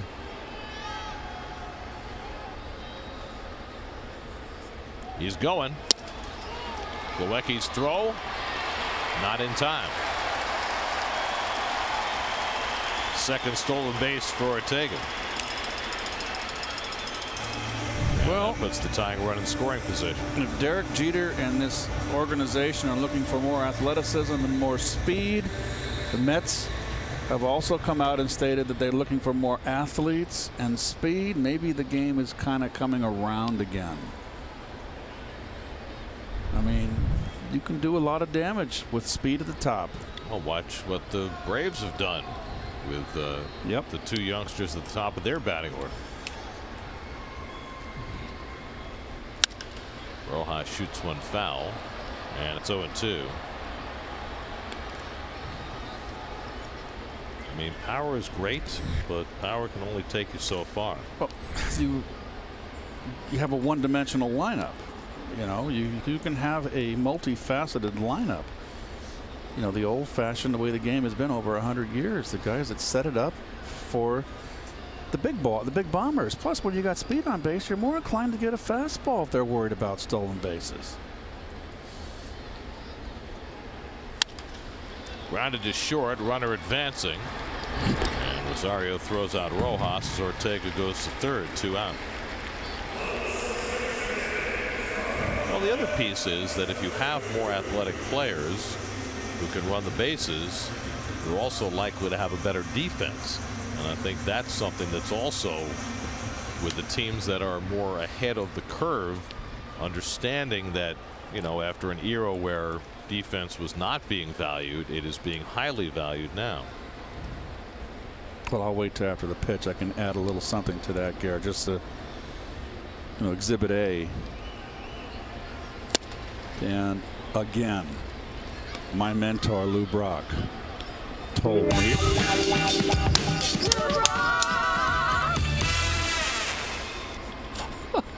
You were saying, you know, he when we played against the Reds, I was young, pulled down to third, and Frazier with a nice carom into his bare hand, and he throws out Castro. That saved a run.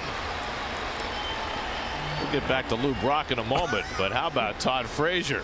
what a play. Caroming it up into the air and securing it in his bare hand. In between hop. No margin for error there. That was the tying run if he doesn't make that play. Off the heel, into the air, into the bare hand, into the clown's mouth. Still 3-2 Mets.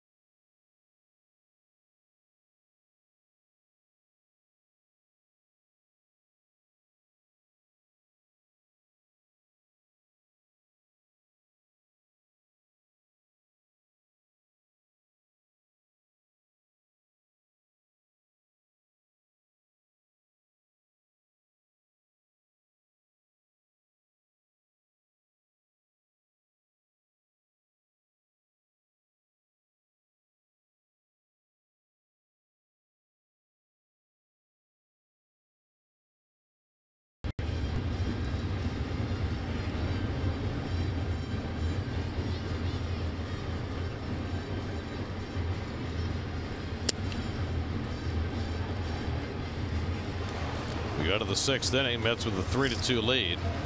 Wilmer Flores leading off against Wei-Yin Chen. Wilmer drove in the first Met run with a sacrifice fly.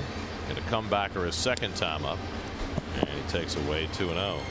So you were saying about yes, Mr. Brock. Well, I don't want to say his full name because we might get interrupted again. Right. So Lou would get on first base, an obvious threat to steal. I was hitting third. He was leadoff. We would go in and play the Reds. And I said this before, and Johnny Bench was behind the plate.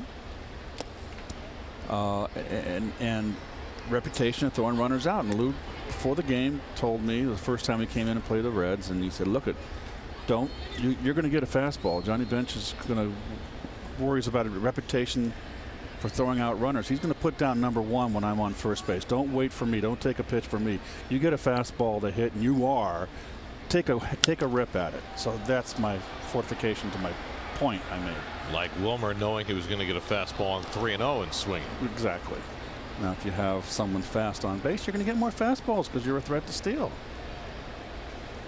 Just another ancillary benefit of having more athletic players, which is what prompted that whole discussion. Exactly. And Wilmer pops one a mile high on the infield. Prado coming in toward the mound to get it. 1 out.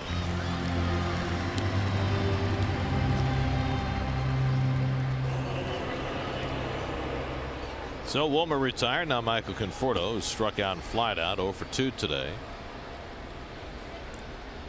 Wei-Yin Chen trying to get through 6 innings. He gave up a run in the first and 2 unearned runs in the second.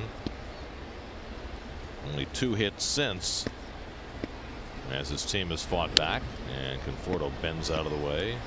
1-0.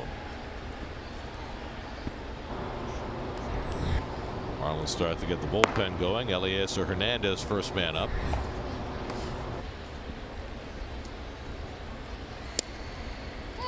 Chen has only gone beyond 100 pitches once this year. 101 has been his high, so here he is at 98.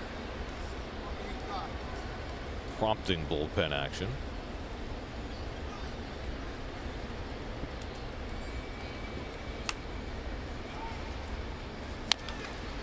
Conforto dribbles one foul, and it's 1-2. Mets in-game box score brought to you by Nissan. Shop ChooseNissan.com.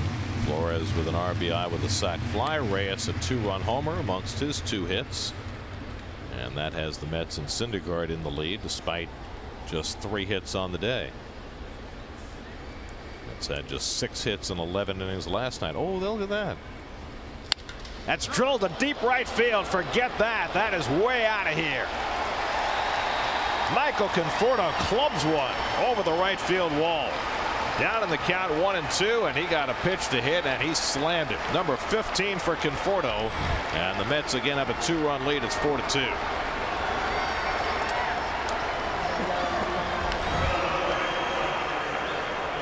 Well, it shows glimpses of what everybody expects of Michael.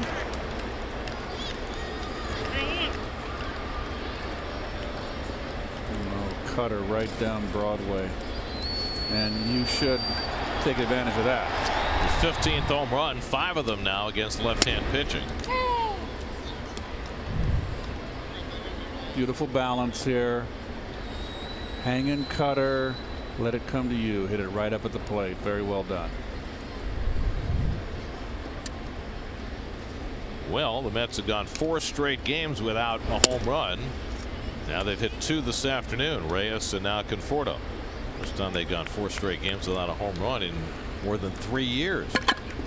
It's a team that is designed to hit home runs. They haven't done it as well as they would have liked this year, but it's rare to see them go very long without the long ball. Now 116 home runs on the season. The Mets started the day 12th in the National League in home runs after tying for the league lead last year. Frazier pops one foul. Conforto hit 27 last year. He's at 15 this season, so well behind that pace. Frazier, a guy who was brought to hit home runs. He's hit 10. Jay Bruce had only 3 before he got hurt after hitting 37 last year, so you get the idea.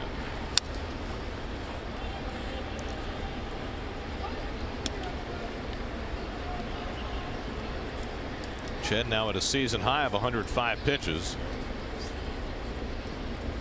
And they're still trying to nurse him through this inning.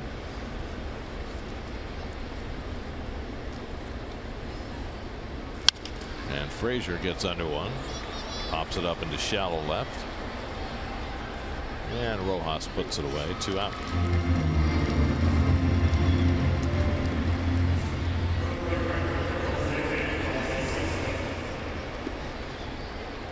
So 2 out and nobody on. Now Jose Bautista, who's 0 for 2, reached on an error and scored in the 3rd, struck out in the 4th.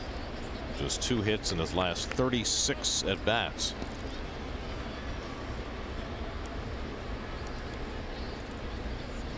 Playing today with Brandon Nimmo sitting against the lefty. Nimmo had a rough series, going 0 for 9 in the first 2 games.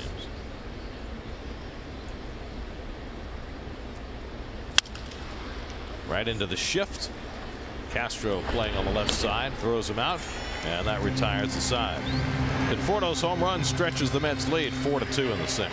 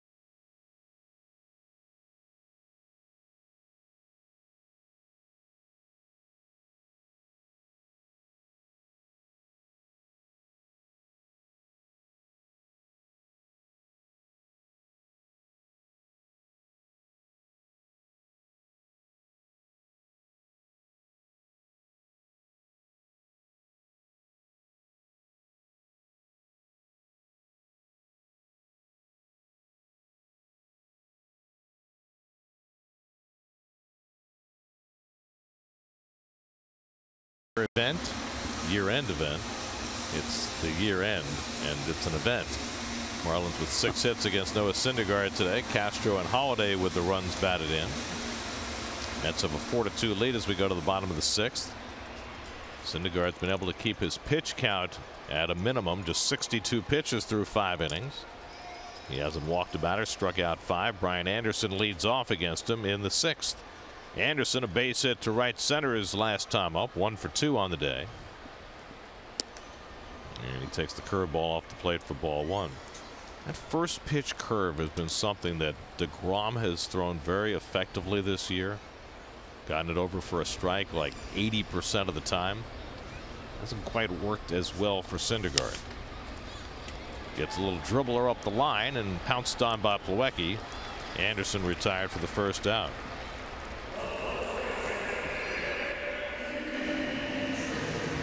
Well, that curveball, not so much a first pitch, but for Zach Wheeler, it's become a weapon for him. Right. Well, it's fascinating watching these guys, all of whom have had very successful seasons at different levels, but all kind of feeding off of and learning from each other. It's all part of the maturation, the learning process. I mean, part of that credit goes to Dave Island, who has certainly brought a different approach to the starting pitchers in his first year as pitching coach. Dietrich rounds one to Reyes, and quickly there are 2 out. I mean, for instance, you know, Steven Matz was a guy who always pitched inside, but these other guys, DeGrom, Syndergaard, Wheeler, they've all thrown inside far more, as Dave Allen said in spring training they would. Syndergaard's already hit more batters this year than he hit in his first 3 years combined. It's not a lot, but certainly he has made that more of a concentration this year. 2 out and nobody on for Prado, who had a base hit up the middle his last time up. And he takes a slider for a strike.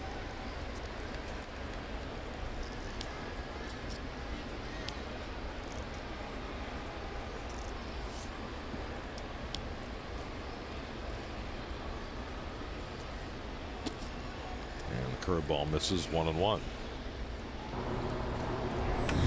Eliezer Hernandez looks like he'll be on to pitch in the 7th inning. They allowed Chen to throw 108 pitches, his season high, but he's almost certainly done now.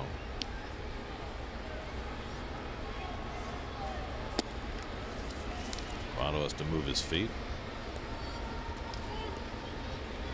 Syndergaard's high pitch count this year is 103. Furthest he's gone into a game is 7 1/3. He's kept his pitch count very low today. 2-2 to Prado.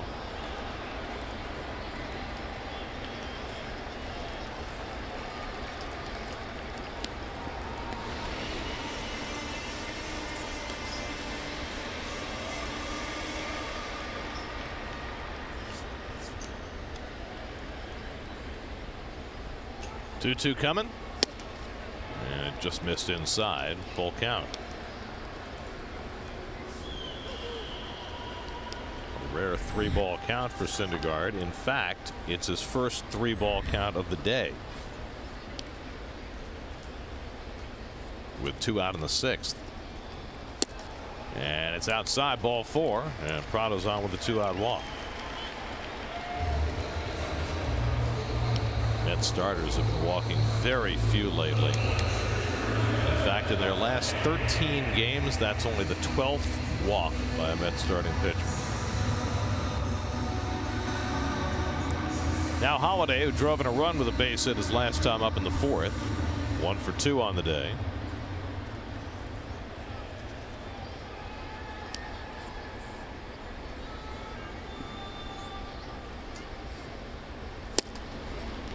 And the slider did not get the corner to the satisfaction of Ramon DeJesus.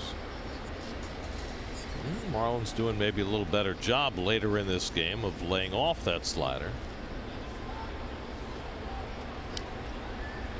You know, it got a lot of swings and misses on it earlier in the game. There goes Prado. The throw by Plawecki is a good one, but not in time. And Prado sneaks his first stolen base of the year. 3rd stolen base for the Marlins. Well, that's got to feel good for Prado. He's been battling hamstring injuries all year. He's not a really fast guy, but picked the right spot and steals his first of the year. So he's in scoring position with 2 out. 1-1 to Holliday. And he lines one to center field. That's going to fall for a base hit, and that'll bring in a run. Once again, the stolen base costs Syndergaard. And again, the Met lead is trimmed to a single run. It's 4-3. Second RBI hit of the day for Brian Holliday. Slider hanging up. Got it away, but it didn't break. It wasn't up. It was around mid-thigh.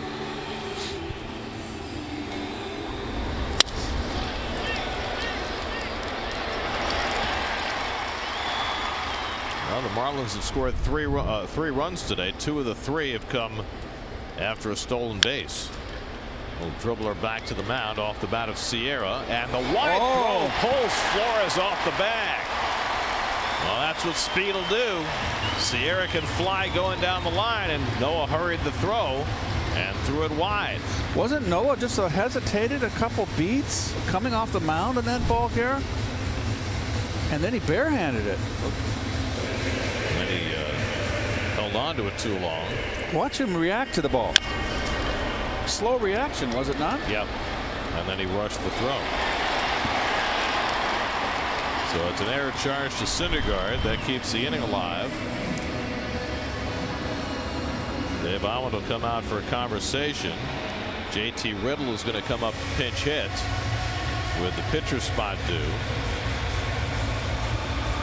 So Syndergaard's lead in jeopardy here in the 6th inning. He retired the first 2 hitters with ease, but then a walk, a stolen base, the RBI hit by Holiday, and now Syndergaard's error prolonging the inning. And Riddle will bat with 2 out and 2 on. Riddle has pinch hit in all 3 games in this series. He struck out Friday night, flied out last night, and now bats here with the tying run at second with 2 out.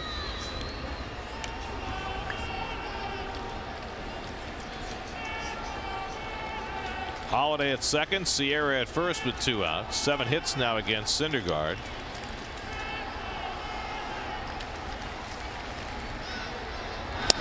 And Riddle takes strike 1.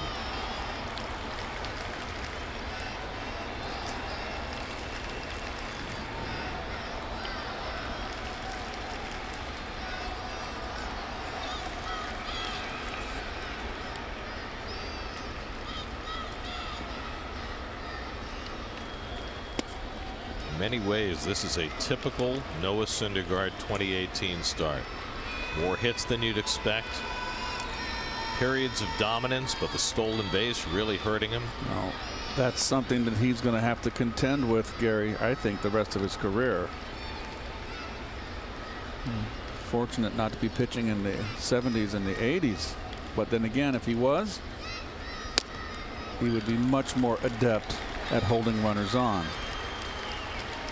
Well, he's tried to vary his times, tried to vary his looks, try to vary his hold times to try and slow the running game down. But the fact of the matter is he's slow to home plate, and that gives runners a chance to get a jump. Riddle flies one out to right center. Over comes Jackson to get it, and that retires the side. But the Marlins again creep closer after 6, 4-3 New York.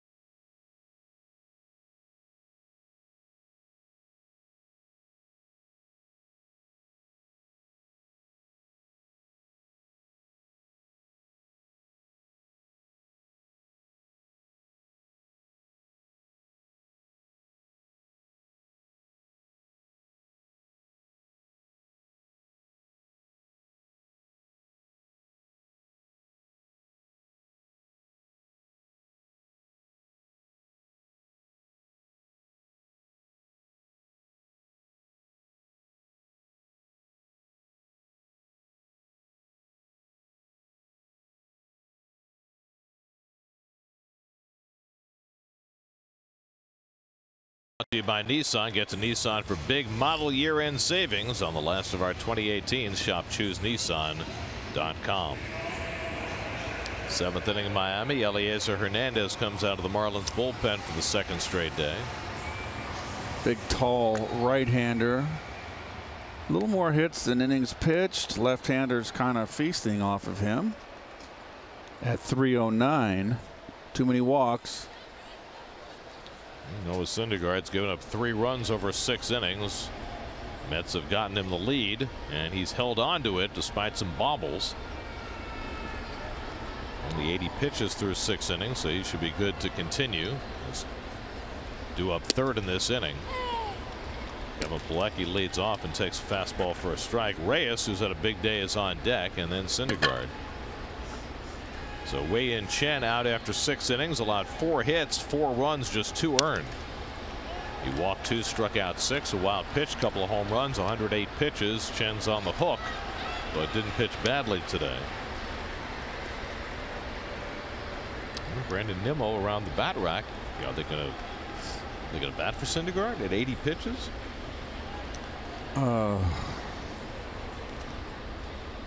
We'll see. If something's brewing, they only got 2 batters.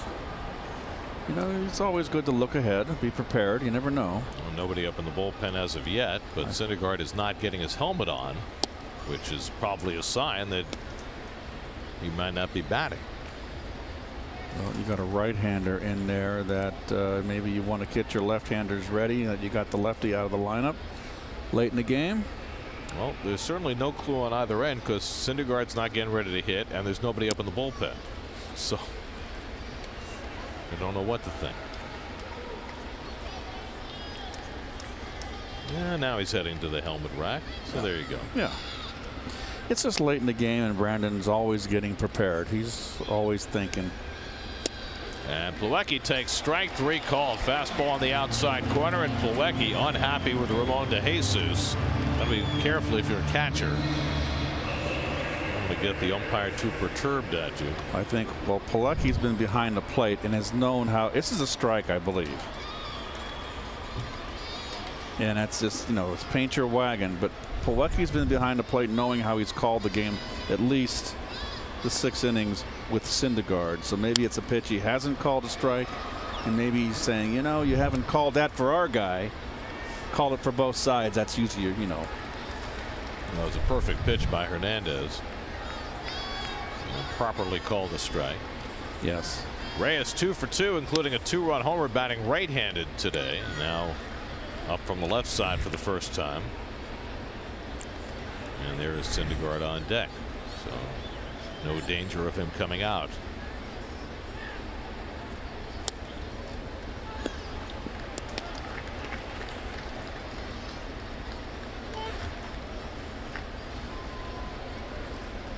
Eliezer Hernandez, just 23 years old. Mets saw him as a starting pitcher earlier this year. He's made 5 starts for Miami. Good changeup, has him even on Reyes, 2-2.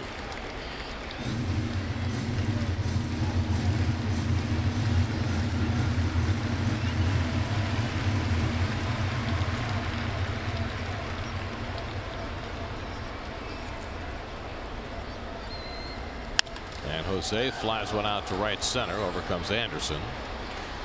And Reyes retired for the first time today. 2 out.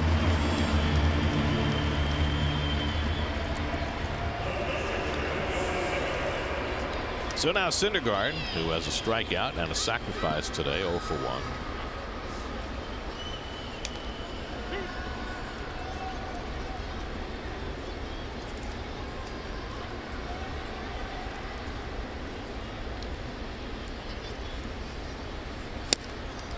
We've talked several times over the last couple of days about the possibility of the Mets going to a 6-man rotation. And Mickey Callaway has implied that even if he does, he'll keep DeGrom on his 5th day. He might do the same with Syndergaard as well, because he needs innings. Flied out to left, and Ortega can't get to it, and Syndergaard is safe at first. Looked like a routine fly ball, opposite field with the pitcher up, but Ortega couldn't get there. And the Mets have a 2-out base runner. Well, you can't play Syndergaard shallow like you do with a lot of pitchers that can't hit, because Syndergaard's got some pop. You got to respect his. With 2 outs, you don't want anything over your head. So Noah winds up with his 5th hit of the year, a 2-out single. And here's Rosario, who's walked twice, stolen a base, scored a run, otherwise 0 for 1. Anyway, it would be an interesting project for Mickey Callaway and Dave Island if they went to a 6-man rotation but tried to pitch DeGrom and Syndergaard every 5th day. It means that everybody else would, frequently have 6-7 days rest. But it makes some degree of sense, right? Because with Wheeler, they're probably trying to limit his innings at some point. Probably the same thing with Matz coming down the stretch.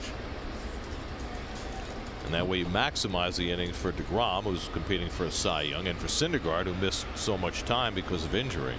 The Mets are all in on Vargas to stay in the rotation. Right. And if anybody has pitched out of the rotation, it's Vargas. Right. But if you do it that way, with 2 guys going on regular rest and the other 3 guys pitching around them, then Vargas is pitching in the rotation, but pitching less than he would otherwise. Anyway, it would be interesting to sit down with a schedule and see how they would map that out. Of course, the Mets will need 6 starters this week because they have the doubleheader Thursday in Philly. That's when Matz should be making his return. By the way, the Marlins also have a doubleheader this week. In fact, they have one tomorrow in Atlanta, a day-night doubleheader. And they're going to call up Merandy Gonzalez to pitch one of the games of that doubleheader. And if that name sounds familiar, as Rosario strikes out, Merandy Gonzalez is the guy the Mets traded to the Marlins for A.J. Ramos last summer. He'll get his first major league start tomorrow. Stretch time in Miami, 4-3 New York.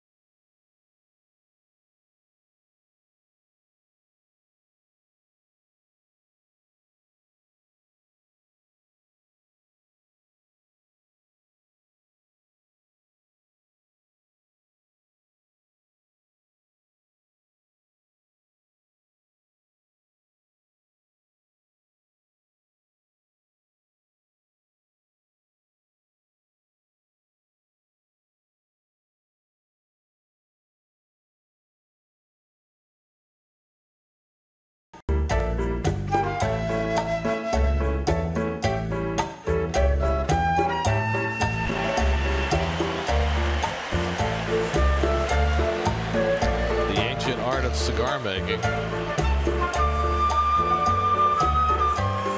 Very nice. I mean, that's a big one. That's a craft right there. That should last you around a week. The good ones never go out, I didn't know that. Never been a cigar smoker. Now you can watch the Pix games on the go. Just log on to Pix11.com or download the Pix11 app for mobile devices. You in the cigar smoking? No, but we used to go up to Montreal. I'd get a Monte Cristo, those Cubans, because you can get the Cubans in Canada, and so I'd just for the heck of it, and it's a premium cigar from Cuba, and you can sit it down for 5, 6, 7, 8 minutes and take a puff, and it's still going. But I'm not a cigar smoker. I'm not a smoker, period, anymore. You know that. Well, you know, you can have your Cuban cigars, or if you know, if Kramer's arranging for them, the Dominicans. It has been 25 years since, well, 23 years since I've last had a cigarette, Gary. Is that right? Yes. You know, there are iconic photos of you Oh, with of a course. cigarette in your hand. Well, I smoked when I played. When I knew I had to quit once I stopped playing, because that's where I smoked, and I didn't have that tension anymore. So I said, I got to quit. So did it on my own. Took me 3 years. Hey, did you know Steve Gelbs and Wayne Randazzo have a podcast? Yes, I do. Steve, you guys have a podcast?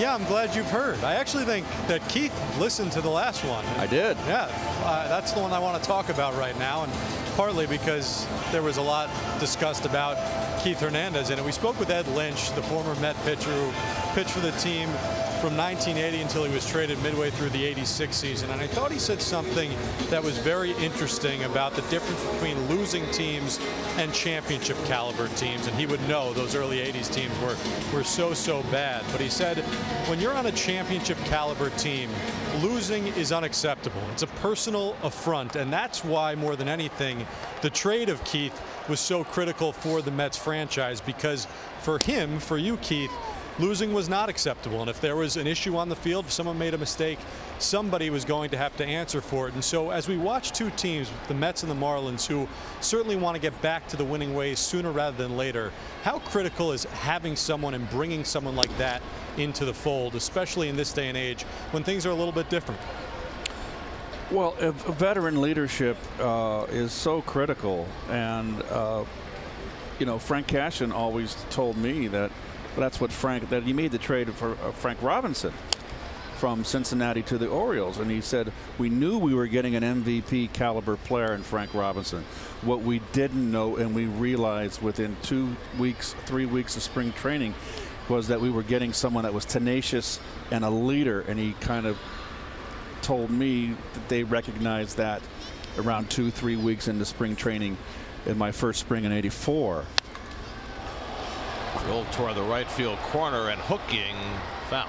Now, I'm not putting myself in Frank Robinson's class, obviously, but it's just young players are going to look up to veterans, and as veterans show that they care and play and have intensity and come out and do their work, and they're intense in their trade, working their trade and caring about the younger players. That's the difference. I mean, a lot of players can bring their numbers to the game, and that's all they bring. And they can be very great players, and they win you a lot of ball games, but they don't add anything else. There's so much more that you can contribute to a ball club to make it a winner, Gary. Well, you know, the Mets are in an awkward position, right? They've got a leader. They've got a captain. He hasn't played a game in 2.5 years, and it's kind of put them, as Ortega went around on that half swing for strike 3. It's put them in a really, I'd have to say, an odd position in terms of the leadership role in that clubhouse, because you can't replace your captain, but at the same time you need veteran players to kind of fill that role in his stead. And your leadership has to come from an everyday player, someone that's out there every day playing. It's difficult for a pitcher, a starting pitcher in particular. We won't even go to relief pitchers, but starting pitchers once every 5th day. You know, the most powerful personality I ever had in the dugout was Bob Gibson, and he was out of the norm. Someone that powerful and such leadership coming from a guy that pitched every 5th day. And Seaver had that quality, yes, too. And I'm sure Carlton did. All the greats. I think Max Scherzer is that. I think with the Nationals now. I agree, and they're tenacious personalities. Not everybody is a tenacious individual. There are guys that are great players that are just laid back, and that is just who they are. So I always like get players on my team that are spark plugs, little tough guys, pugnacious. I think you need that. Wally Backman types. Took the words out of my mouth. He was one of several. 0-2 to Rojas, and he chases the slider for strike 3. Back-to-back strikeouts for Syndergaard to start the 7th. He's got 7 for the day.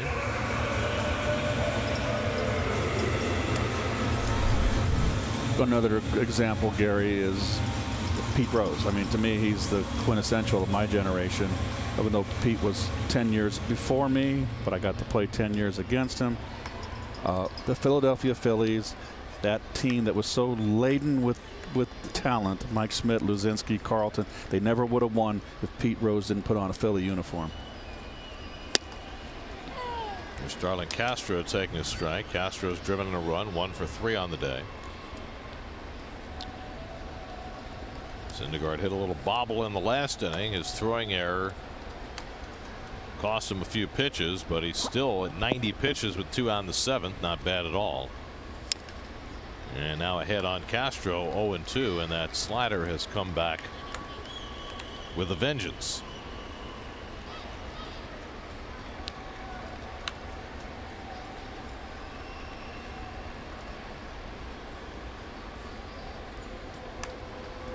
Protecting a 1-run lead in the 7th. Ahead on Castro, 0-2.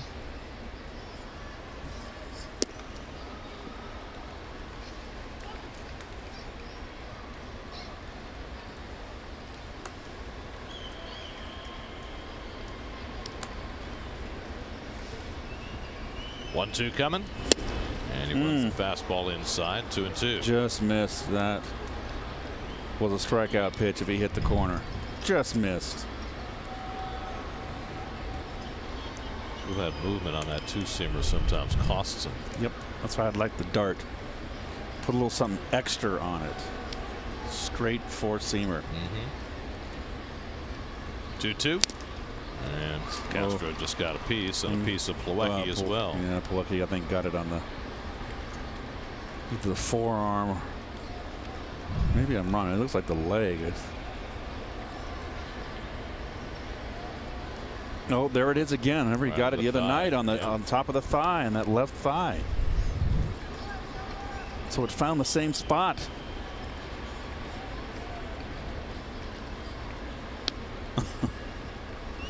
Sometimes it's just not fair. I'm trying to heal that one from 48 hours ago, and you got to get it hit again.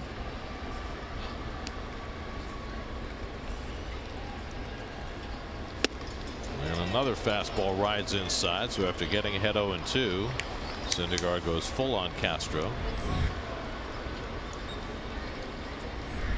Brian Anderson would be next. Noah has walked 1, struck out 7 today. 3-2 coming, and Castro pulls the curveball down the line, foul.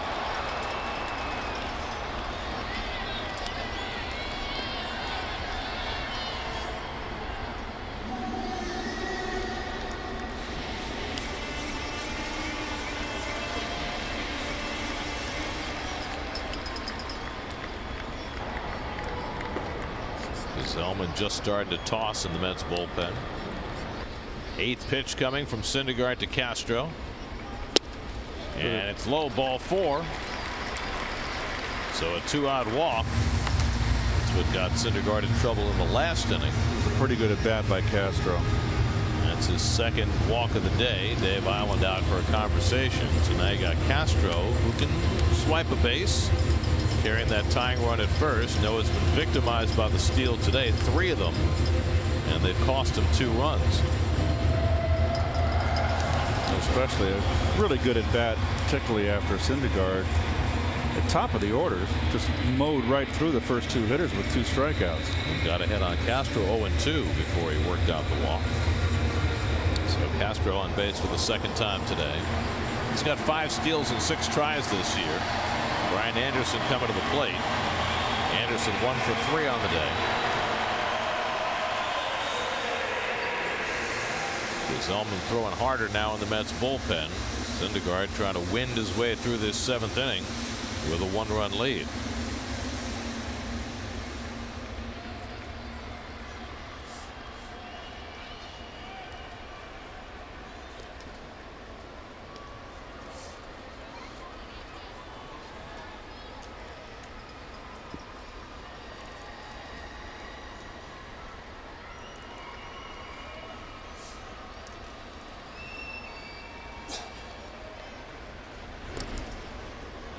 He will try his darndest to keep Castro from going.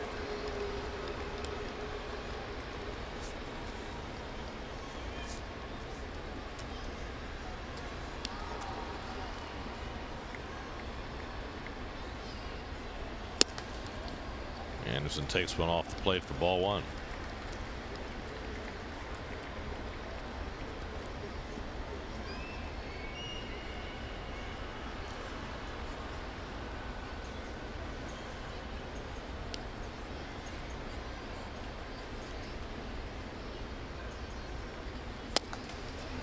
And another fastball rides inside. It's 2-0.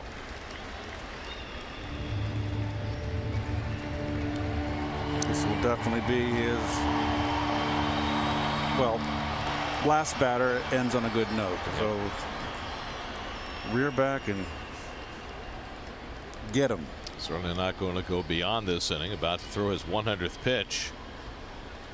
Chases Castro back. We mentioned earlier, Noah has not thrown more than 103 pitches in a start this year. So here he is at 99 and just trying to finish off the 7th, but it's not coming easily. Walk Castro. He's behind Anderson 2-0. And there's a fastball for a strike, 2-1. That ball had a lot of movement. There's your 100th pitch. Yes or no? Is that correct, Gary? He's right at 100. They're wrong on the board. I always trust in our guys in the truck. There goes Castro. Anderson grounds one down to third. Nice long hop for Frazier. That retires the side. So Syndergaard gets through 7 with the lead. Staggered but not fallen. 4-3 Mets after 7.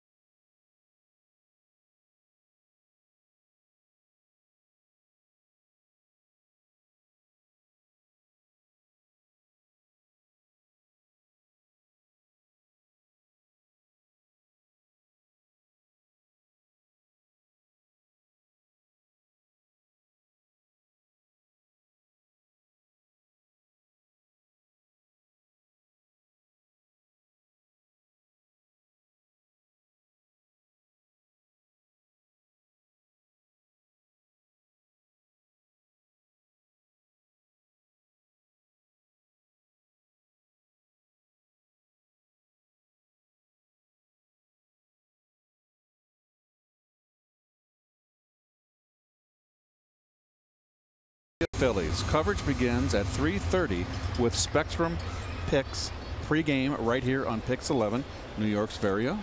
Gary and I will be with you.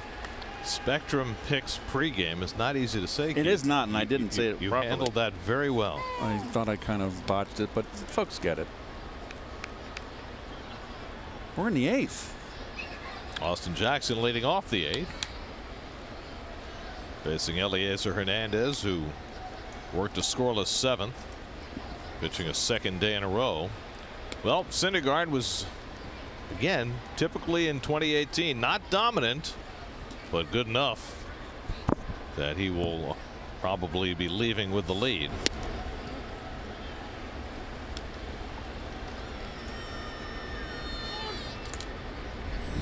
I mean, he'll have the lead, probably be leaving, right? Yes. Jackson's 0 for 3 today, struck out his last 2 at bats, and he flies this one out to center. Hit pretty well, but Sierra has room on the warning track and gets there for the first out.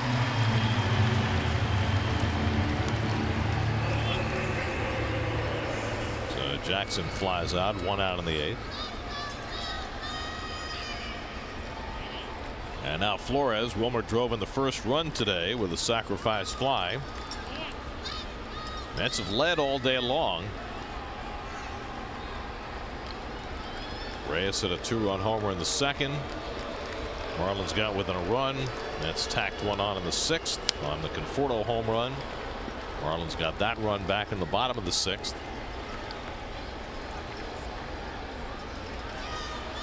It's been a well-pitched game, well-played game. Couple errors. One by each ball club.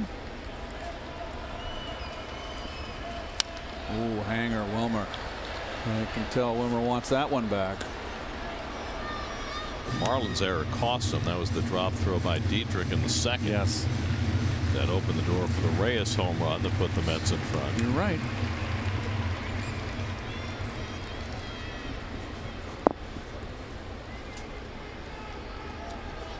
Oh, 2 from Hernandez, and he buries the breaking ball in the dirt. 1-2. Michael Conforto waits on deck. His home run, Michael Conforto's, is the difference in the ball game right now. Well, it is, Keith, but it's even more than that. As Wilmer lines one to center, on comes Sierra to grab it, 2 out. Not only that, Keith, but it's the play of the game. It's brought to you by Spectrum TV, the way you want it. Oh, the old hanging cutter.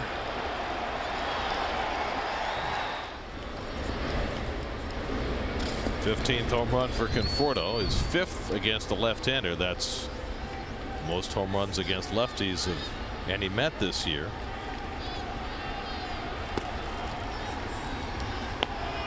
Now facing the right-hander Hernandez. Starts him off with a off-speed breaking ball. 0-1. Hernandez has got good stuff. His issue has been walks, but he's throwing strikes today. He threw a fastball by Conforto. Doesn't throw particularly hard, 91-92, but he's got enough. There you go. Looks like a Atari video game. Keystone Cops. The ping pong game. Remember that old fashioned? Yes, remember that? Bomb. Bomb. Very exciting. I mean, back in its day, That was it. That's all we had. Yep. Kids. And it was black and white, and it was very drab. And then came Breakout. Remember that? yes. Conforto strikes out on the breaking ball, so Hernandez with 2 scoreless innings with 3 strikeouts. That sends us to the bottom of the 8th. Gazelman coming on with the Mets up a run.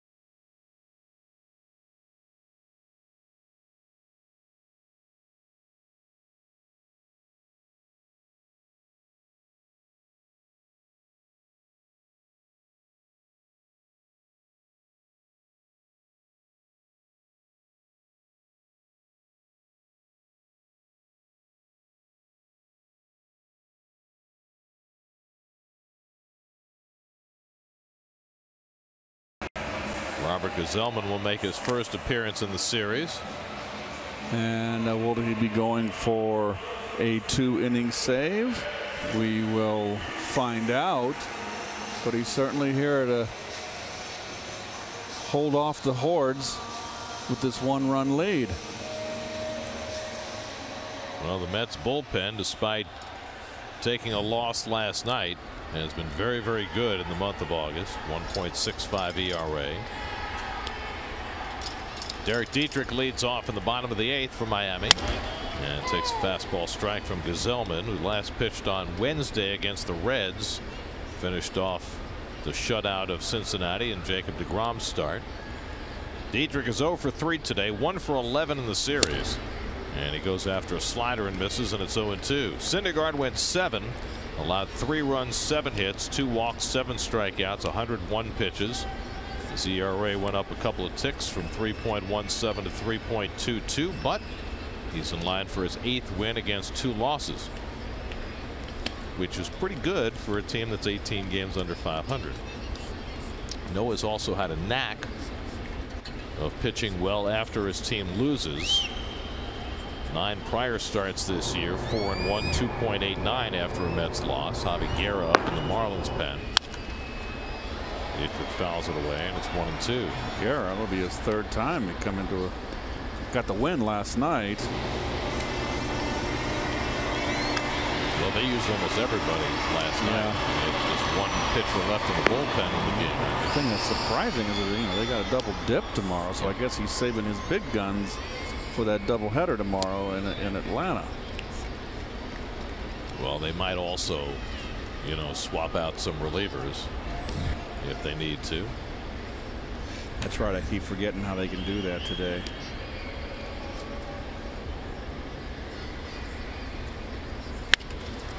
That's it toward the middle of the diamond. Over goes Reyes to get it, and he throws out Dietrich. Did you see what the Phillies are doing this week in terms of roster manipulation? It has people a little bit upset.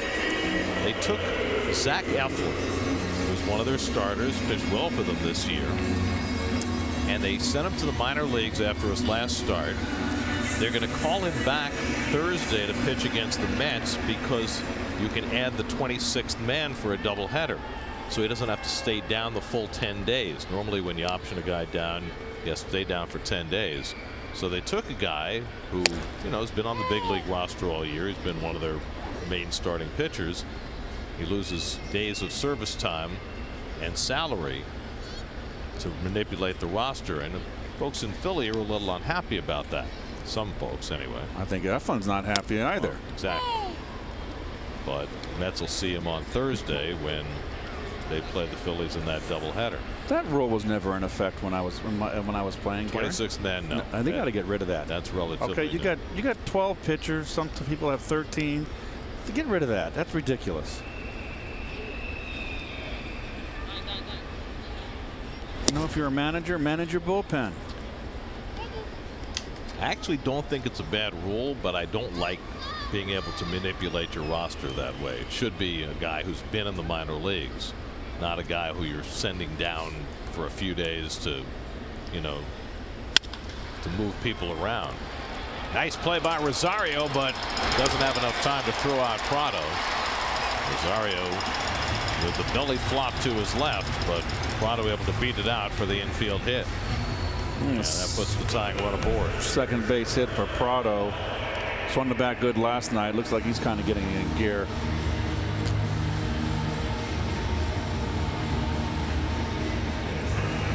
So Prado's running well too. Yeah, it's nice to see. You took the words right out of my mouth. He stole a base today. He ran down the line there. Got a base hit. I mean, for guys that had so many hamstring problems, now they're going to take him out for a pinch runner. That's what we know. How well he's running. And it looks like Isaac Galloway is going to pinch run for him. No, it's Yadiel Rivera, excuse me, the pinch run. Gary. Sorry. My scorecard. That's why you got to use pencil. Well, normally I would be okay with it, but it's your job. You're play-by-play.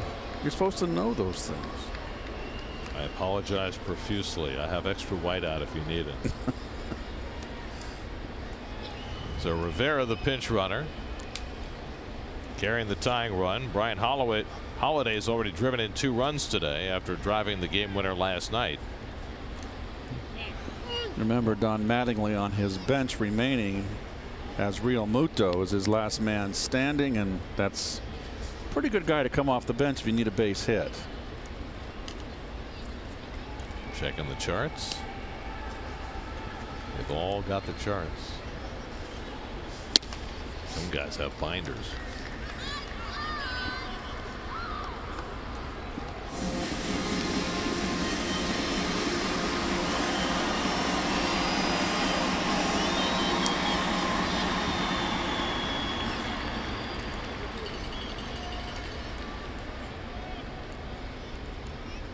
Rivera doesn't have the big a lead at first because Zellman's going to check in on him anyway.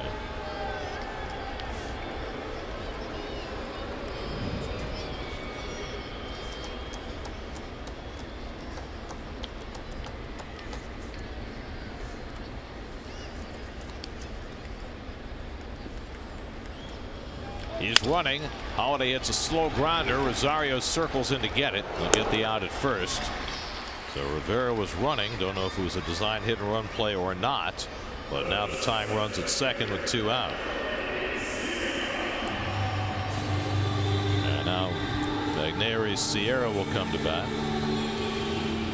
Sierra's 0 for 3 today. Reached on Syndergaard's throwing error his last time up.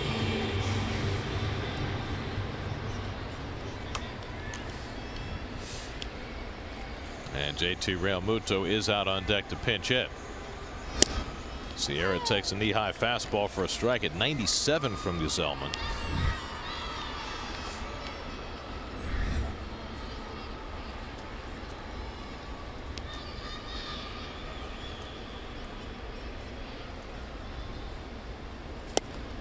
And Sierra moves his feet on the slider. 1 ball, 1 strike. Sierra has 1 hit in this series, and that was a bunt single. Not a situation where you want to be bunting for a hit with a runner at second and 2 out. And so Frazier not playing all that far in. And he grounds one down to first, handled by Flores. A race to the bag, and he just beats the speedy Sierra there to retire the side. Infield hit and 1 left. We go to the 9th, 4-3 New York.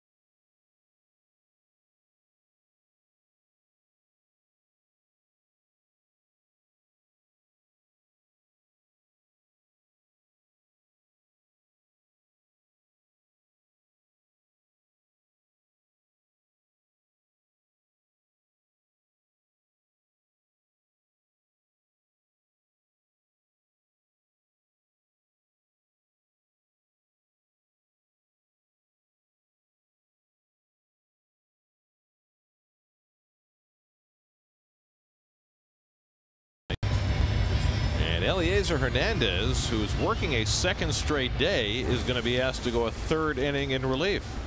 It's a little surprising. Yesterday he threw 15 pitches in a scoreless 6th. He's worked the 7th and 8th today. No, he's not going to work the doubleheader tomorrow. One would suspect not. He might wind up in the minor leagues. Todd Frazier leads off in the 9th. I mean, that's what happens, right? To a guy who goes 3 innings today. They have a doubleheader tomorrow. He winds up pitching in AAA. No matter what the results are. Yep. It's just not about your performance. It's, you know, getting your fanny kicked. Frazier flies one out to left, and Ortega has plenty of room. One out. Well, Hernandez is certainly doing a good job. He's faced 8 batters, retired 7 of the 8. Jeff McNeil is going to bat for Jose Bautista, and looks like Seth Lugo is going to get the save chance in the bottom of the 9th after Gazelman worked the 8th.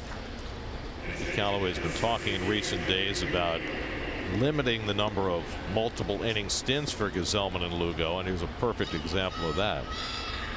So McNeil batting for Bautista. Jeff had the day off today with the lefty starting. He went 0 for 5 last night, 1 for 10 in this series. He's hit the ball hard. And gets a breaking ball and flies one toward the left field line. Ortega into foul ground and runs out of room. Second time today he's gone right to that sidewall and seen the ball disappear. It's such a high wall, it's a little hard to negotiate. As he gets to that side fence, just hoping that it comes back into play.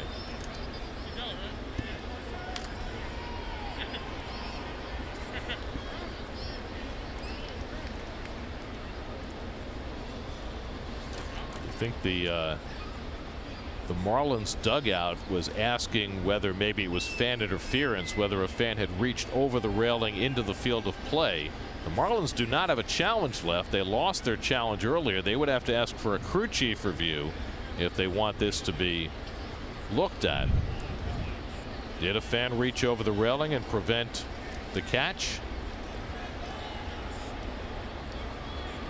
Possibly. It's very marginal. I always thought if you were the home team, it's your fans. No.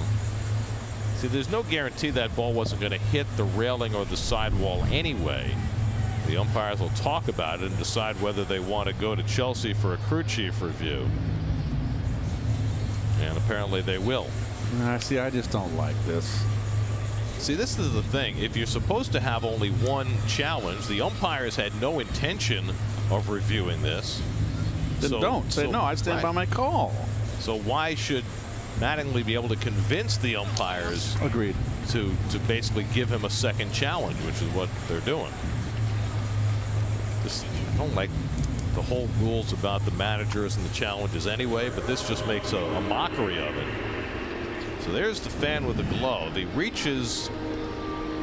Maybe, see, you can't really tell. What was the ball going to hit? Was it going to hit the railing? Was it going to hit the sidewall? Was it going to come down all the way for Ortega to catch? I don't know if that's something that. I just don't think it's something to overturn. Well, I don't think there's enough evidence, right, to overturn it in terms of knowing where it was going to come down. It's quick, and they're not going to change anything. So the turn at bat will continue for McNeil. I mean, you would have to have much more evidence than that to know where the ball was going to come down, and that was going to be a play. Now let's look from this angle. Maybe you get a better look. It's not. Yeah, I mean, it's too close. It's possible that they could have come down to him, but it certainly you can't prove it. The ball's slicing. Right. It's going to slice into the wall. So an 0-1 count to McNeil. And he fouls that one away. 0-2.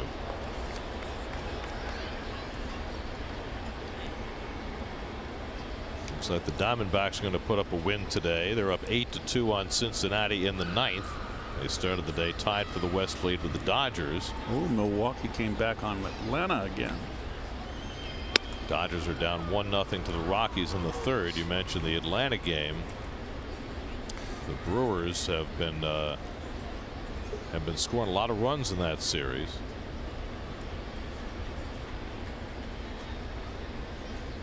.65 Milwaukee in the 6th. McNeil flies one out to center, and Sierra's right there to grab it. 2 out. So Eliezer Hernandez keeps rolling along. He's gone 2 2/3, allowed just 1 hit, keeping his team in the game. In the bottom of the 9th, the Marlins will have 9, 1, and 2 in the batting order. So probably Real Muto to pinch hit, and then Ortega and Rojas, with Lugo getting set to come in for New York. Plawecki's 0 for 3 today, flied out twice and struck out.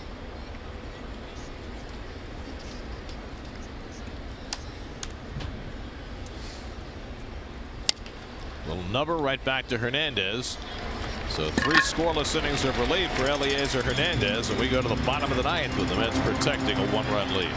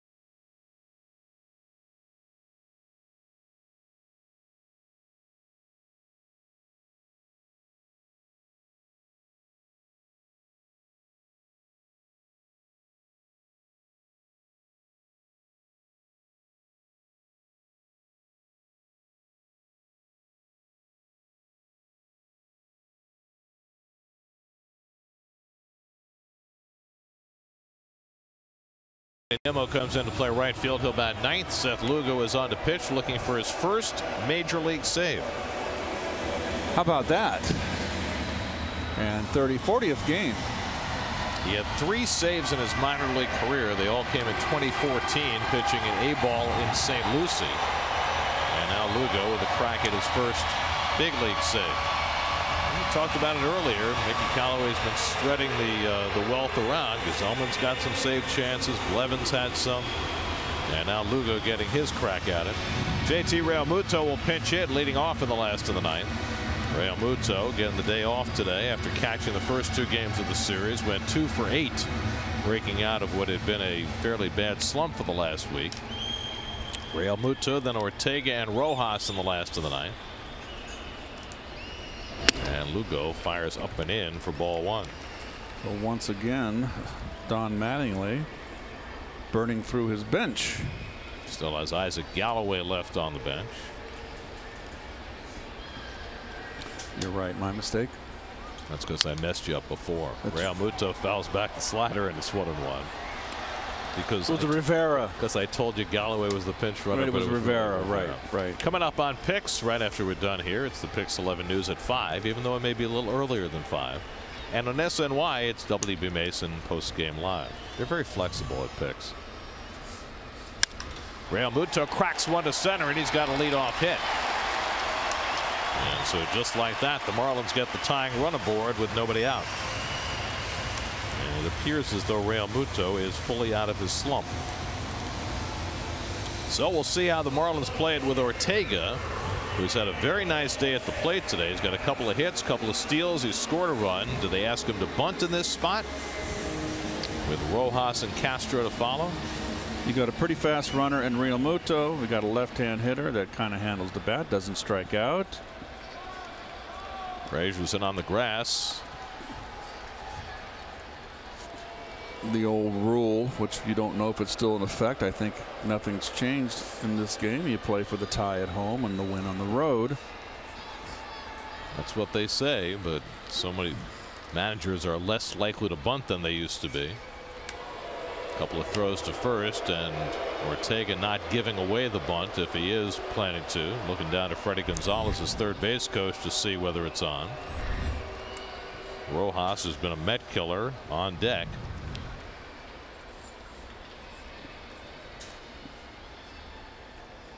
Not squaring, and he takes the fastball away for ball 1.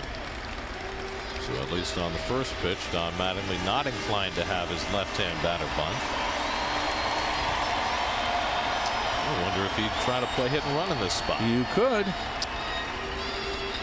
Hasn't seen that much of Ortega. It's only his third game here.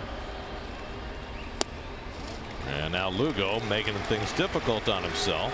Behind in the count 2-0.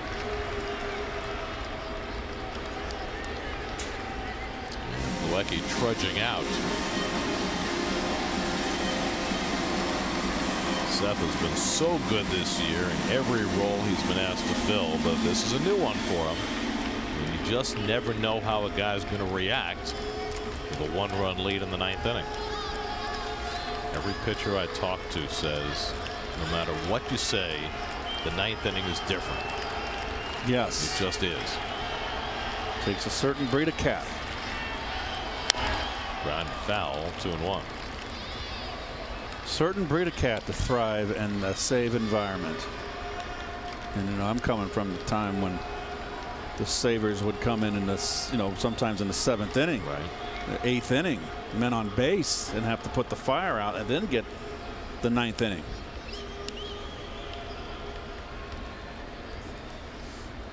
And the curveball from Lugo misses, and now it's 3-1. Good eye. Now do you set the runner loose 3-1? I would here. I'd take a chance. Real Muto runs well.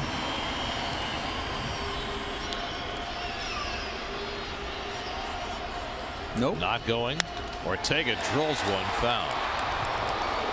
Well, Ortega began this game drilling a ball down the right field line that looked like it was going to be an extra base hit, but hit the umpire, Gabe Morales, and it wound up being an infield hit instead. His other base hit, he hit through the middle. 3-2 now with nobody out. Real Muto, a short lead. Not going, and Ortega fouls off the curveball. Ortega likes that ball middle in and keep that ball away from him. He's more of a pull hitter from what I've seen, what little I've seen of him in these 3 games. His first series as a Marlin and trying to get a big hit in the 9th inning with his team down a run. Double play ball if they hurry. Reyes gets the out at second. Rosario the turn in time for the double play. 4-6-3, 2 out and nobody on. Well, Mattingly opts not to run the runner full count. And they really had to rush it with Ortega getting down the line. Well, that's a big DP, stating the obvious here. Strong arm by Rosario, and they get Ortega by half a stride. And just like that, the Marlins down to their final out of the day.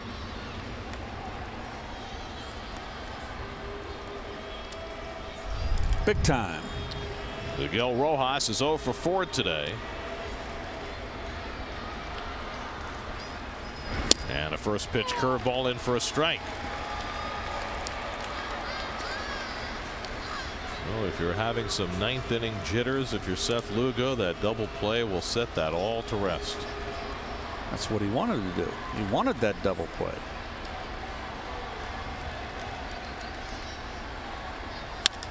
Toward the middle of the diamond, and a base hit for Rojas keeps the Marlins alive. Boy, how big was that double play? If they send the runner twice, they didn't with full count, and a third time on 3-1.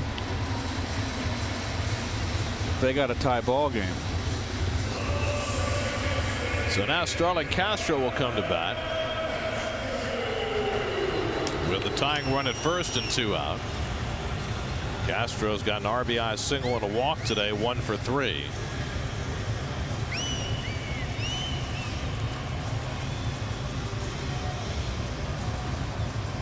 Second Tom Plawecki's been out this inning.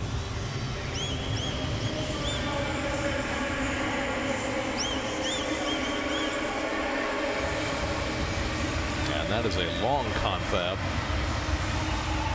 Castro's had 2 career at bats against Lugo, 1 hit in those 2 at bats. Marlins now with 10 hits on the afternoon, double the Mets total.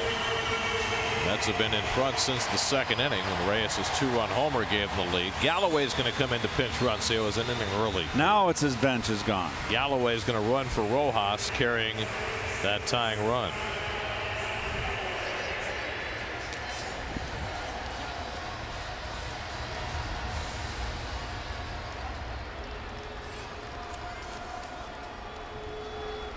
Galloway does not have a big league stolen base. He's the kid who was in the minors for 11 years in the Marlins farm system. Never went to another organization, never got a call up. And finally this year at the age of 28 getting a big league crack. He's carrying the tying run at first with 2 out.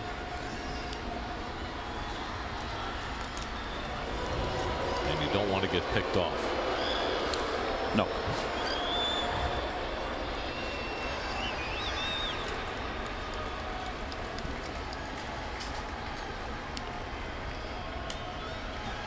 Tough hitter at the plate in Castro. And he takes a letter high strike. 0-1. Brian Anderson would be next.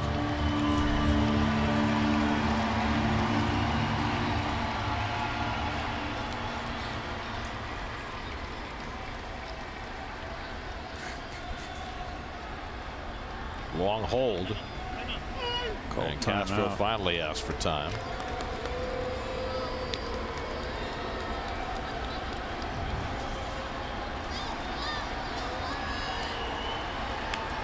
And Lugo wants another conversation with Plawecki. Well, that's what you save up your mound visits for.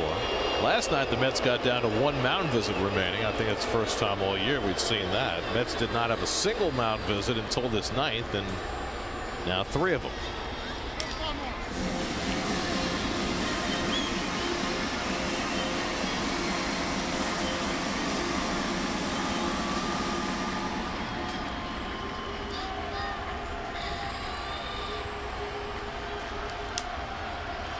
Galloway at first and 2 out.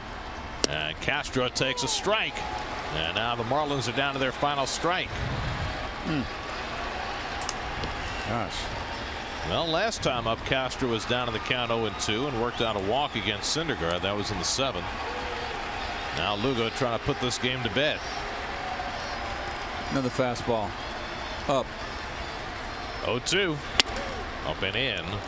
1-2.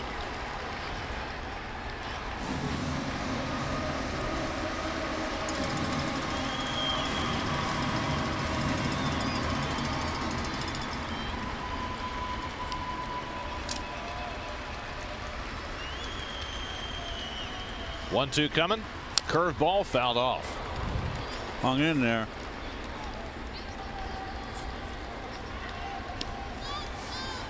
Starlin Castro never an easy out.